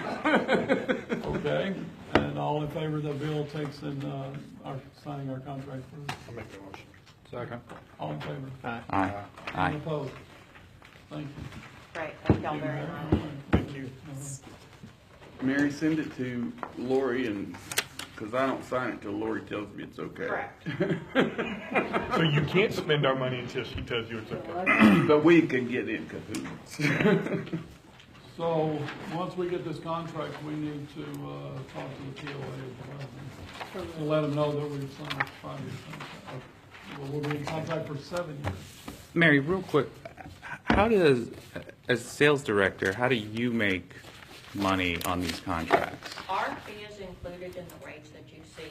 Mhm. It's 0.3 cents per kilowatt hour, and it's based on your usage. Okay, so it's not gonna go up or down, if the rate goes up or down, It's still it's the gonna same. be 0.3. Okay. Okay, our favorite agenda item, the SJRA conveyance I of facility. actually kind of heard something from them because It's been about a year or so. I've fussed, not fussed, but just talked to them, and said, what happened? Where's the last we heard, we had asked you to draw us some meets and bounds of the various, you all will recall, there's several different easements that need to be on the site, and you asked for them to draw meets and bounds of each of the ones for access, ones for the water line, I forget what the third one was, but I remember there being three Yeah, different, there was an exhibit that had three different highlighted colors, yeah, I areas. remember 3 different colors. But anyway, the ball was in their court, and that's where it still is, because I said, you know, we're waiting to convey these facilities to you, and they said, oh, we were supposed to draw you some meets and bounds, and we just haven't done it, but now it's back on their radar again, so hopefully, I said, I'll just keep, this'll ride on our agenda until you give me something that I can show the board. Awesome, okay. And anything from the developer or developer's report, okay. Any updates on their lawsuits with Conroe and Magnolia? That's our next item there, yeah, so, yes, sir. The status of the brief regarding the rate dispute between SJRA and City of Conroe. That's me. Yes. And I don't have a brief to show you tonight, mostly because our litigation counsel is off being silly and got remarried, and that's, I didn't go to that wedding, but, it was in Mexico. So anyway, Paul Raddick is our litigation counsel, but he did, before he left for wedding and honeymoon, read over all of this litigation and is going to, you know, recommend it's a good idea for us to get involved, but his recommendation, I hope maybe I can bring him with me next month after he gets settled back in. Let me back up and say, Southern MUD is going to put this on their agenda this month to share costs with you all, so that the two of you can go in together on it. But basically what Paul has told me from reading the pleadings thus far is that this could go on for years. This is the opening salvos of a humongous bunch of litigation between the two parties, and it's his recommendation that we file an amicus brief, but we don't take a position for one or the other, because either way, we're paying too much. If the SJRA is right and the city of Conroe is breaching its contract by not paying the correct amounts, we're having to pay more because of that. If the city of Conroe is right when they say that the SJRA has established rates that don't comply with the contract and has fraudulently, I believe they even have information in their pleadings that there's fraudulent inducement to enter into the contract at the beginning by stating some junk science. So anyway, if they're right, we're paying too much. If the premise of the contract is incorrect, and it doesn't pay us to take a side either way, but to say, hey, we're here and we're being affected adversely. And so that's sort of the tone that Paul intends to take with the amicus brief. And he's, like I said, he is working on it. He has been distracted and should be back in the office very soon. Let me tell you what, and about the litigation aspects, I thought that this was just a plain old breach of contract, but apparently that's how it started with venue in Montgomery County.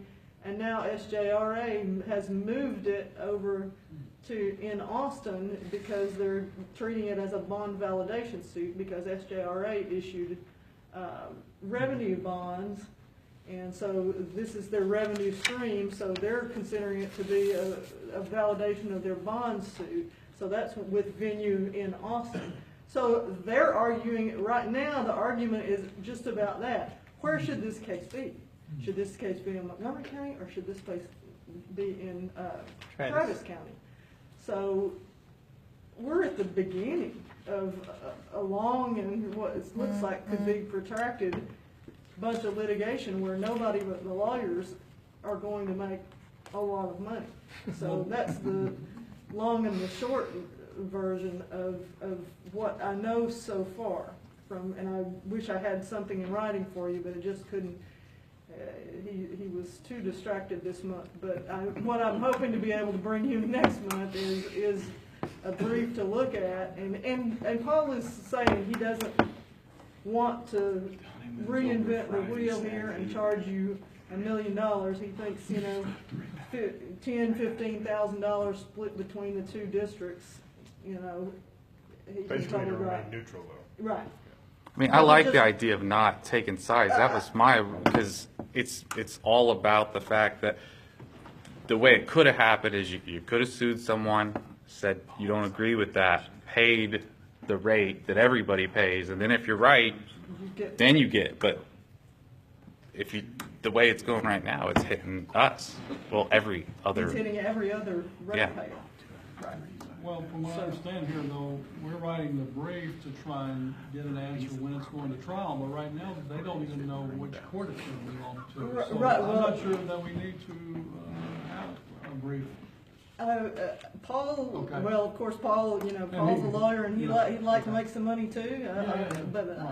And that's all good and fine, but We could wait then until they make their I mean, mind you up. can have you can have a standoff policy, but that's what everybody's been doing, and what we're sitting doing is just watching an ever embroiling fight. What I want the court to hear is that I need them to make whatever they do, they need to pick a date and do something, because we could be sitting here 2-3 years later going, well, okay, we've been paying a higher rate for 5 years. Right. So I shouldn't have spoken like that, because we really need to listen to Paul.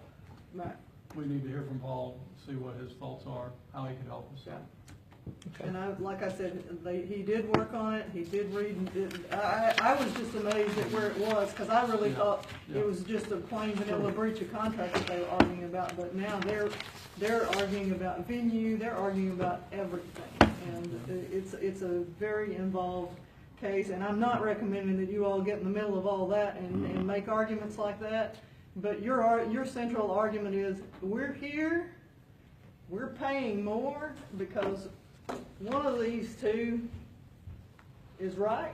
We don't care who, but we don't need to be paying what we're paying. And you get a sense that the South County MUD is open to the cost sharing? They were at least open to, Kerry was open to the idea, and Rick Moffett, I presented it to them. But they meet late this month, Yeah. fourth Monday. So. Well, if there's anyone else that you think Yeah. would want to share. Well, let's listen to Paul and see how he thinks that we should do it. It sounded like from Kerry that we need to only stay with 2 people, do it that way, but Paul should be able to recommend which way to go. Let's just flash it out a little more and see if we can get at least one other person on the train with us and see if we can't make some progress with them. But again, I think all we're trying to say is decide something. So this can be, court, do something so that we, as ratepayers, can stop being adversely affected. Thank you. Next item is the online message board and social media communication. I have a memo, and I'm very sorry it's so late again.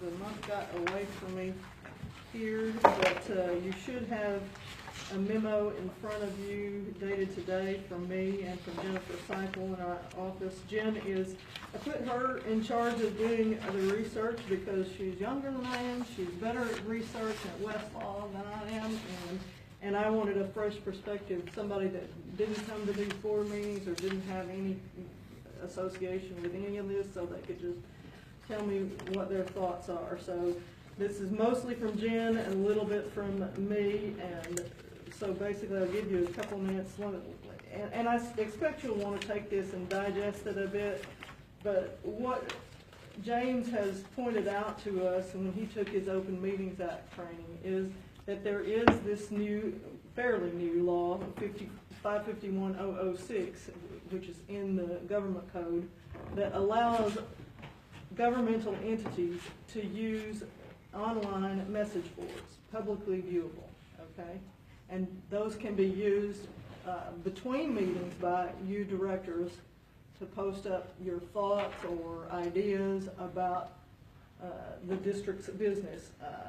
The message board has to be under your supervision or control. In other words, it's going to need to be on your website.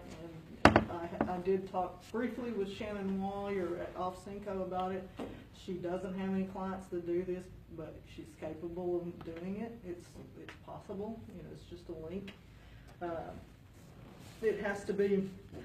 There are very specific rules about how it has to be operated and maintained.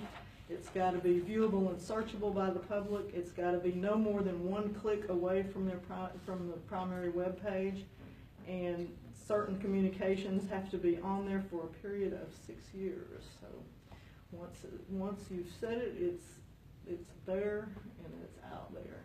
So you can't make your decisions through the online message board. It's clear about that. So you can't, let's take a vote. There you can just put up your various ideas. And so that's the crux of one of Jennifer's sort of issues with it, is she's pointed out to me, she's like, boy, it tells you not to make a decision, and the whole spirit of the Open Meetings Act is to have open government here in an open forum, and some of these communications could dance close to that decision-making line, and then it's right there in black and white for forever that you've violated, if you made a decision or said, I think we should do that, and I vote for that, and I vote for that, and boom, maybe you just violated, you might have violated the act by your transparent intent to just make a discussion on a board. But not a lot of people using it, I think, for these kinds of reasons. They're kind of, now go back to the first page for just a second, because I want you to go home and take a look at these clicks.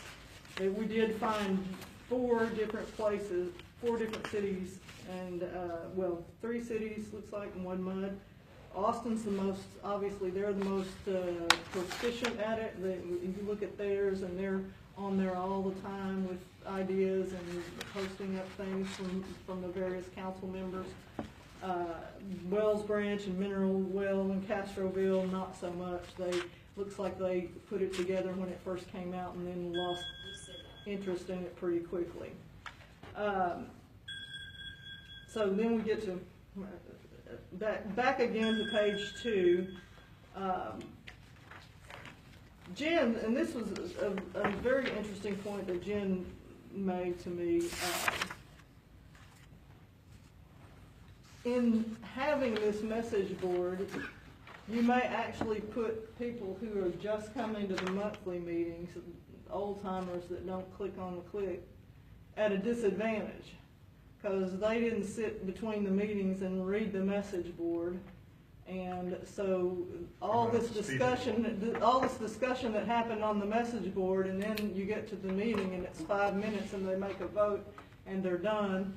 And if somebody's not following the message board, you know, and the other side of that argument is, well, too bad if you don't want to adapt to, you know, technology. But those are the two sides of that coin. Is you may be left out if you're just coming to the board meetings every month, if there's a message board where people are talking constantly between the board meetings. But in theory, you would be reducing the cost of a meeting if it went quicker, more quickly. If the meeting went more quickly, you could be doing that. But you could also, from what I'm reading here, is if someone misspeaks or says something they're not supposed to, and there's communication over it, there are monetary fines, even confinement in jail. Right. Well, that would be like if we were on the street and just started making decisions. I mean, right? I mean, I think that's that says this is on the online message board. So I'm thinking, Lori, if we were talking about the budget and I might think this about this, as long as we don't end with, we all agree that we're going to vote this way, that as long as you don't do that, you're fine. It's just a way for you to say what you... I don't know, what if everybody's just agreeing about this new water line that's gonna be built, and everybody's agreeing that, yeah, this needs to be done? That's a vote. I guess, you know... I just feel like if there was anything that I needed to say on the message board, I would come to you before I said anything on the message board. And that's, go back to the lawyer. That's I the other part. I would immediately go back to you. Right, that's the other part of that's just sort of a... Because I'm not willing to go to jail over there. Well, in jail, violations just throwing it out there to everybody right now. Is that recorded? Yeah, I'm not willing to go to jail for Rayford Road MUD. Right. No, it's a fair assessment, not, you know, but I guess I'd ask, what is it that makes us feel safe right now? And when I read what this is, it seems like they're trying to give governmental entities a way of having something similar to this, but outside of literally this. But why? room. Why do we need that? We have a meeting, the minutes are posted, anybody can come to the meetings. It's an extra hassle to do something like that. This is where I feel safe, is that the meetings are posted, or the minutes are posted, the agenda is posted ahead of time. People have the ability to come to the meeting. If they want to come, If they want. If they don't, then they can look at the meeting minutes after the fact, and they can stay caught up. What I don't feel comfortable with is this stuff going on to a message board or Facebook or whatever it might be, and people's comments are misconstrued, and then we create a whole nother environment that was never intended. People's words are turned around all the time on social media, on online message boards, and then we open ourselves up to a whole nother, which could be additional costs. Because I'm telling you right now, if we would go to an online message board and we're all asking each other questions back and forth, before I would respond to anything, I'm calling you. So, and I know how lawyers work too, right? That's going to be an additional charge to the district every time we start making phone calls. So I just think we open ourselves up to a whole line of other criticisms that we don't need. And is it- Especially when we're already providing the information. And Lori, we're not supposed to communicate with each other outside of this meeting anyway, About board About about board business. stuff. Right. But that's what this does. It would give us a way Right. of doing There's that. to me, there's a reason why a lot of these governmental entities are not doing this. It's for that very reason. And It's, they it's still new. won't I mean, let's give it. Yeah, and I'm perfectly willing to say that a lot of my discomfort with this is because it's a new technology. I feel the same discomfort you're talking about with it. Y'all are like, well, I don't want to say you're my little ducklings, but but board members, I take very seriously what each of you has to say at the board meetings. There's 5 different perspectives, and when I hear a board member, I'll give you an example. I had a board wander off course and start talking about things, and they don't necessarily know they're saying something wrong. I had a fellow on a board who started, we should do zoning. We shouldn't have those 45-foot lots that brings the wrong kind of people into the district. And if that gets said on the message board, it's there. I can't stop and say, wait a minute, please stop talking, because Hopefully nobody edits just what you just said. right. Well, no, you but that say, makes please, sense. You can give someone a say- warning. Yeah, you say, Like- stop. like you did as me a earlier. director, you should not say that, because there's a case called Winograd where directors got held personally liable and fined $50,000 each for trying to zone people and keep people they didn't like out of an apartment complex, because the court in that case held that, look, the district's not there to make decisions about who gets to live in the district. The district is there to provide water and sewer service. So, when that board member started talking that way, I was there to say, hey, you need to stop. That's not what we need to say. And you shouldn't have to be referee. And so I worry about the message board for that reason. Is okay, and do I want to sit and read everybody's posts before they post them? And is it that? Lori, this is not something that there's an open window for a certain amount of time. This is a new feature. It's not something the door's going to slam on our No, face. it's been there, and again, it's been there. And it'll still be there. It's been there, 2013. It's been there for a while, but I just will say that Austin seems to be the only one using it. It will continue to be. It'll continue, the opportunity will continue to be there, and for right now, just to use an old cliche, if it ain't broke, don't fix it, That is the board's call. And we've already got a problem right here of saying the wrong thing, and it's going to Facebook right now, and, so we're exposed at this moment. Yes, sir. I'd just like, if you don't mind, everything is coming from a genuine good place of wanting to just have as much access to people. I work 2 jobs, and it can be, and y'all seen me at these meetings before being a director, it can be really difficult. And I have nothing but empathy. And Jim, I've heard you several times, and I respect you quite a bit for the amount of time you've put into coming to these meetings. I get that. I also see other people, though, that I'm sure they'd like to. I think maybe someone out here even posted on something that they would like to go to more, but something about health. And I just think the more we can do, even if only 5 people look at it or something, the more we can do, the better. So that's all. I just want you to know where Well, let me add to that, that's Jim. where it's coming from. Let me add to that, because you said the word "we can do."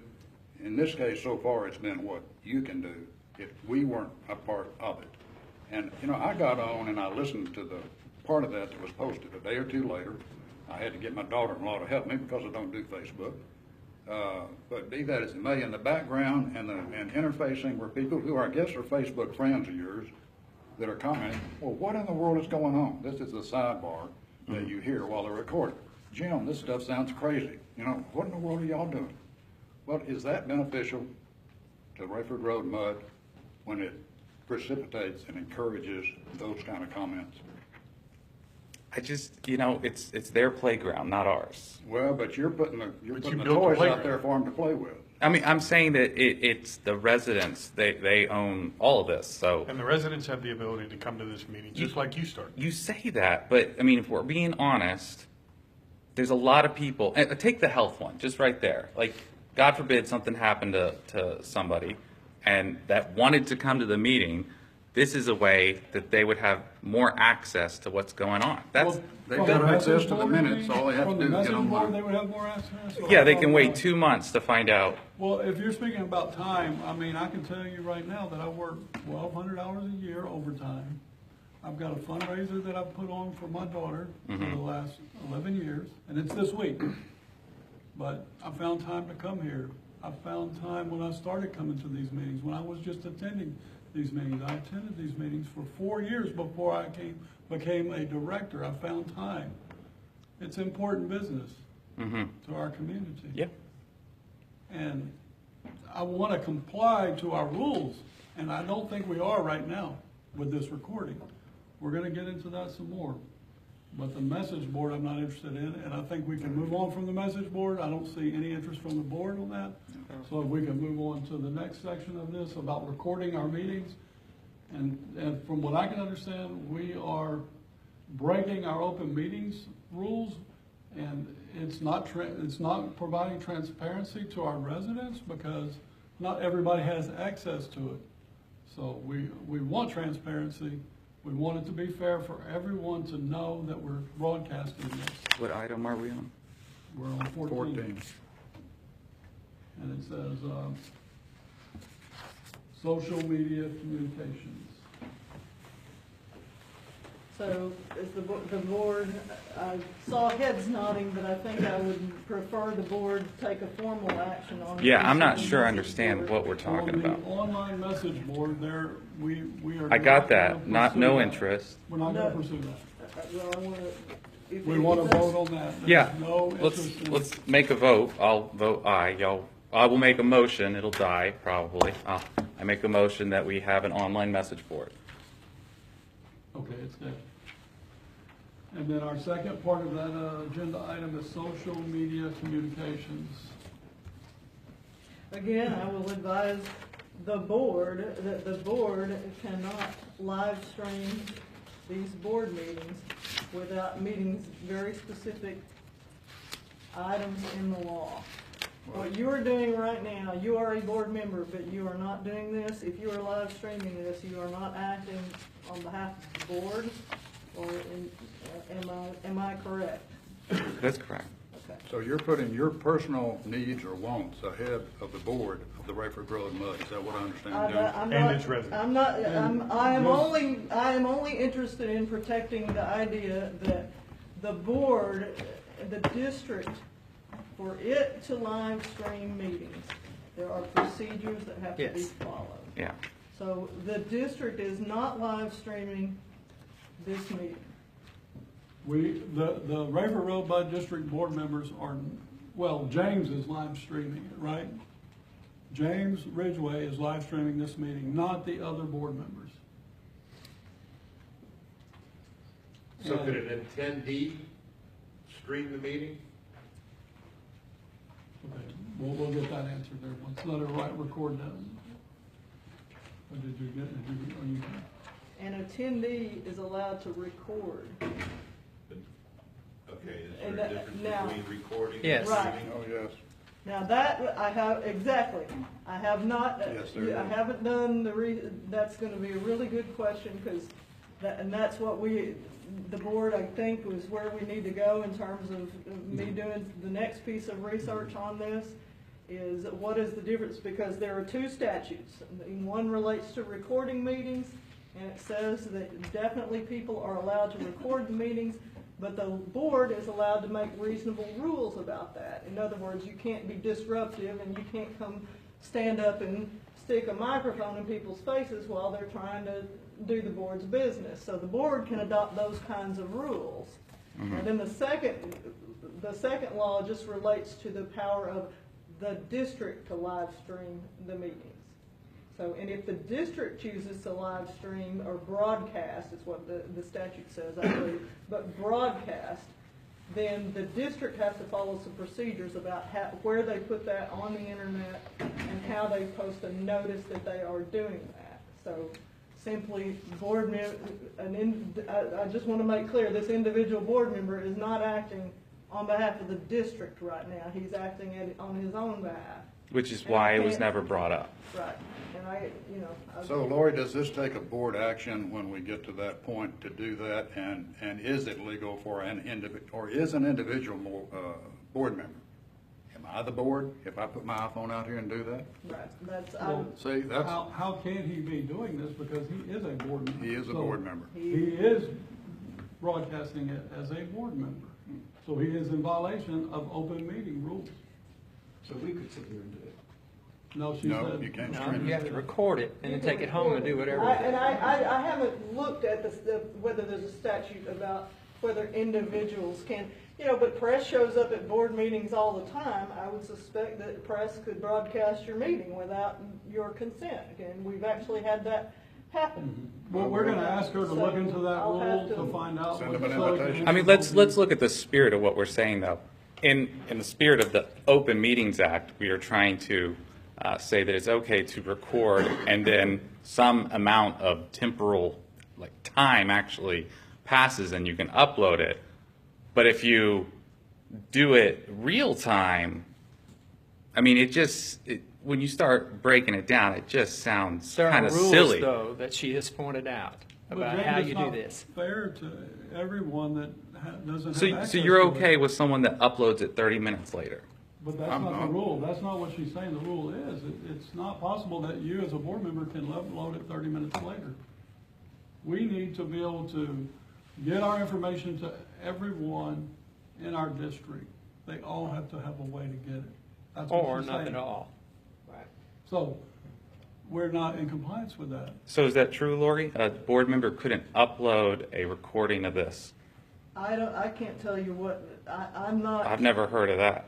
Well, she hasn't researched it yet. I have not, I let's don't ask- know about, like I said, it's clear that people can record, that's clear from statute. But the district broadcasting needs to follow rules. Correct. Can you define district for me? The district is the board of directors making, Not individually, but as a group, Correct. subject to Correct. approval of, okay. right. All right, so we haven't approved anything, so. I mean, I'm just wanting to make clear, he's a free human being and he's doing what he believes is right and he's. But he's a board member. here's the deal. But that's what we want to separate here. We want to separate the fact that the board has not authorized this live stream that's going on. My reading of the law and going through the Texas Open Meetings training is that if the board created its own Facebook page and started broadcasting, recording, whatever it might be, then you're kicking off a whole series of rules you got to follow and record keeping you have to do, and that's not what we're talking about. Because we're not sitting here creating a Facebook page, we're not as the Rayford Road MUD, and we're literally not doing that. So to me, We are in a way, James, because you're putting it on Facebook as we speak right now. The board is not. The board is not, no, but you are, and you're a board member. You're sitting in the place of the board as you sit here tonight recording this. Yep. So you gotta kind of make a choice, seems to me, either on the board. And the appropriate thing to do would say, without us knowing anything about this until tonight, if it had been me, I would have said, well, you know what, I'm sorry I didn't ask you all, I'm sorry I didn't bring it to the board, I'll stop this until we can have an opportunity to discuss it. I don't serve you, I serve the residents. And I respectfully disagree with you, that's it. And we can disagree about it, and we don't have to talk about it all night. I don't want to waste your time. But I'm we new gotta here. follow the state rules, James, and so I think read the place state we're at rules, right now state is- laws, is and we I ask believe, Lori- If we could ask Lori to review these for us and then bring it back to us and tell us how we need to act to follow the rules of the state. So, I mean, I'm sure there's options for a board to remove a sitting member if that's where you. Does the board want to look into this thing? I mean, we need to look at, we need to turn this in as a violation then. I mean, because the board does not want to broadcast. Is there anybody on the board that wants to broadcast their meetings? No. Not through Facebook. No. I mean, I would be open to look if we could do, something that's going on the Rayford Road website. Yeah. If people wanted to go to a link. Yeah. And actually listen in. I would Well, be. we can't have official, James but doing it. I would be not to thrilled that. if we could do that. That was And the that's whole. what we should have brought up as part of the meeting minutes and discussed that before you started live streaming on a Facebook page, that I don't have access to your page. You do. I made it public where everybody has access to But it. it's not out there anywhere for me to know that you were posting it on there for me to go look at. So nobody in my household knows you as James Ridgway is going to go to your page and listen to your live stream. And that's why it would So be. how's it public? If you haven't announced it publicly, except for on your page, it's not public. That's why we have public disclosures about our meeting and where they're going to be, what time. So do you have it on the Rayford Road MUD page that it's No, live because that would be streaming from your- inappropriate for me to act on behalf of the board. That's what you're doing right now. No, because you couldn't find it. You could. No, I didn't know about it. I had no idea about it. It's not listed on the Rayford Road MUD page anywhere. I would So love- how's it public, James? I would love for that to happen in another capacity where Then we you work- should have handled it differently than posting it yourself on your page. That's not acting upon the board. That's acting upon James Ridgway. Let's keep in mind that the whole world doesn't belong to Facebook. We don't, and we're not alone. So I had to join Instagram so I could see pictures of my grandchildren. But we're not on Facebook, and we never will be. So that doesn't serve all the residents of Imperial Oaks. We're going to have Lori spend a number of hours to research this so we can figure out what to do to follow the state rules. So I don't know that we need any more discussion on that item. And the executive session, we have nothing for that, but for pending business, we have some things. Mike, did you turn in the insurance claim on the broken foundation that the guy was making a claim on? We did. Have y'all heard anything back? We have, they have requested our information, Okay. municipal ops information, and so. It's we'll in- get that as well. They're investigating it then? Okay, good. It seems all the issues that needed to be resolved with that and the homeowner are being addressed right now then. We've given them the information. Okay. So That's good. they have claimed that statute of limitations has exceeded, and so. I will tell the board briefly, I got a call from the insurance adjuster. And the first words out of her mouth were, we're gonna deny the claim, this is for Rayford Road, we're gonna deny the claim because the statute of limitations is run. It's a 2-year statute of limitations and the first repair was made on June, whatever it was, 2 years ago. Well, it just kind of caught me on a bad day. Yeah. And so I gave that lady, I said, there's absolutely no way without conducting some investigation that you, as our insurance agent or insurance adjuster, can tell us whether the statute of limitations has run. We don't know when we don't know if we did damage to these people, and we don't know when the damage was done, if there was damage done, without an investigation. Just because the first day out there was whatever June date it was, fair is fair.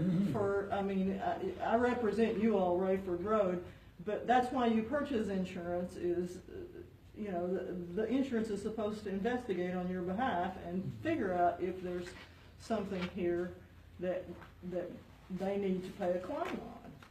And not just say the words, statute of limitations is running, so we're gonna close it up and leave you, Rayford, hanging there with this homeowner. So, anyway, I think after I finished talking to her, then she started getting more information from Mike, so.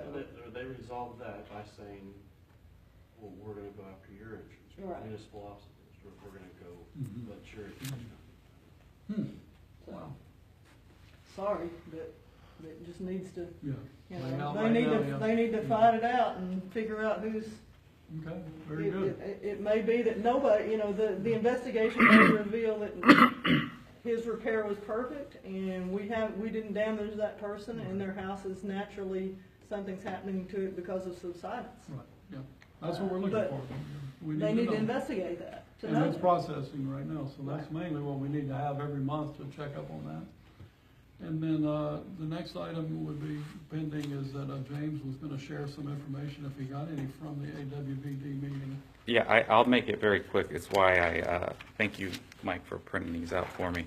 One of the more interesting sessions had to do with the economic outlook on Texas, and so there's several slides. It was like a 200-page when you combine all the presentations.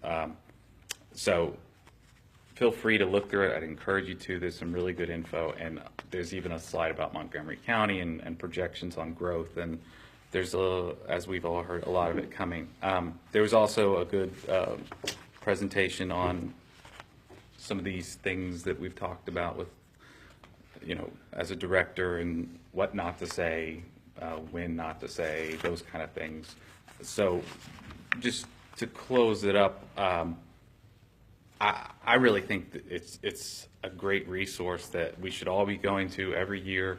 I realize there's a cost, but there is a lot of good information. A very back slide, I think I put something about, well, maybe I didn't, but about road powers that MUD sometimes do. There was just lots of these little things, and then there's just talking to the other representatives, other board members. There's kind of a general perception of Rayford Road MUD. I discovered, like, we're like North Korea, this isolationist, nobody, like, what have you all been doing over there? So, they were happy to have someone. In conclusion, I think we should all, if able, go to those. What did you bring back as a director, though, that you? Well, I mean, I can go on. I'm just trying to be respectful. We have time. because I'm sorry, really but I have to go to work at 9, so I've got to go. I'm really interested if you got some information that could help us as a director. Well, this one with the Texas Economic Outlook, I think is a really I think big. we know that.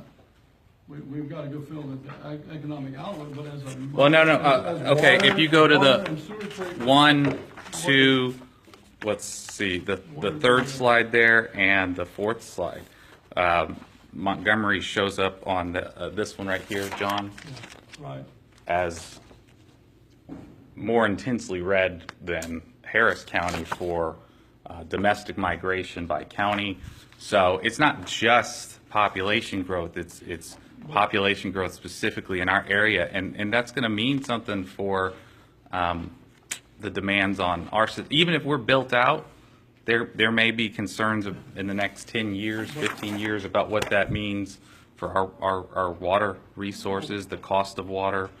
I guess what I was hoping for is that you had some information on how we could help budget for these things that are coming up, or are there different ways these operators could, methods of treating water, reading meters, are there? I went to several sessions, John, and I'm happy to talk. I mean, I think there was on one of the slides here that I didn't have printed just because I didn't want you to run out of paper, Mike.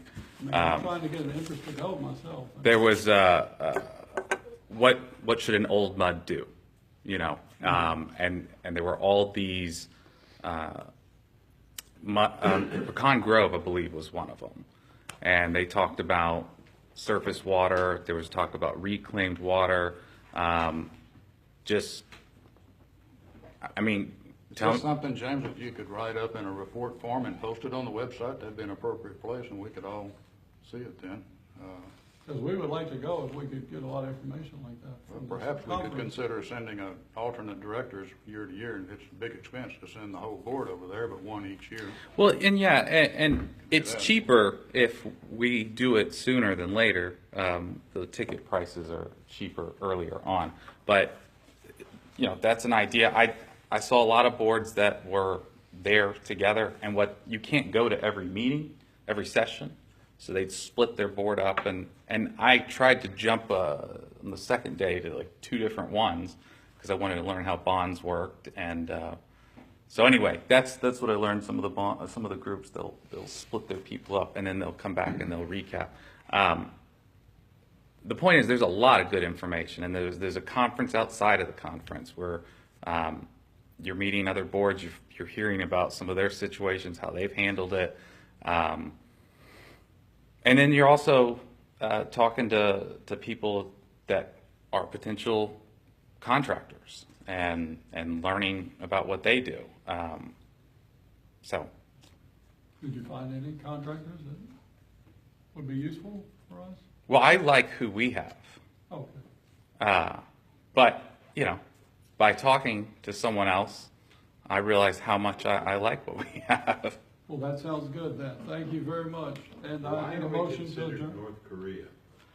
Apparently, we just haven't been, and there was. Lack of attendance? From isolation evidently. Well, I mean, it was kind of joke.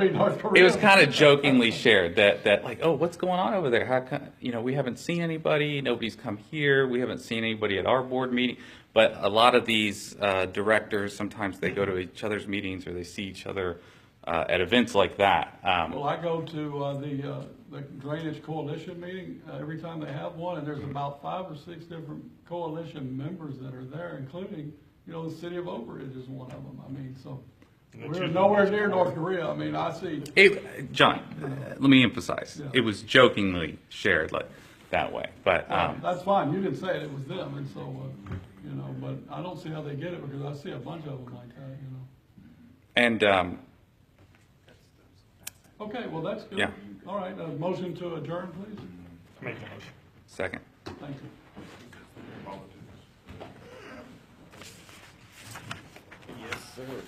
Not much for you to sign, Mr. Secretary. Come on. That was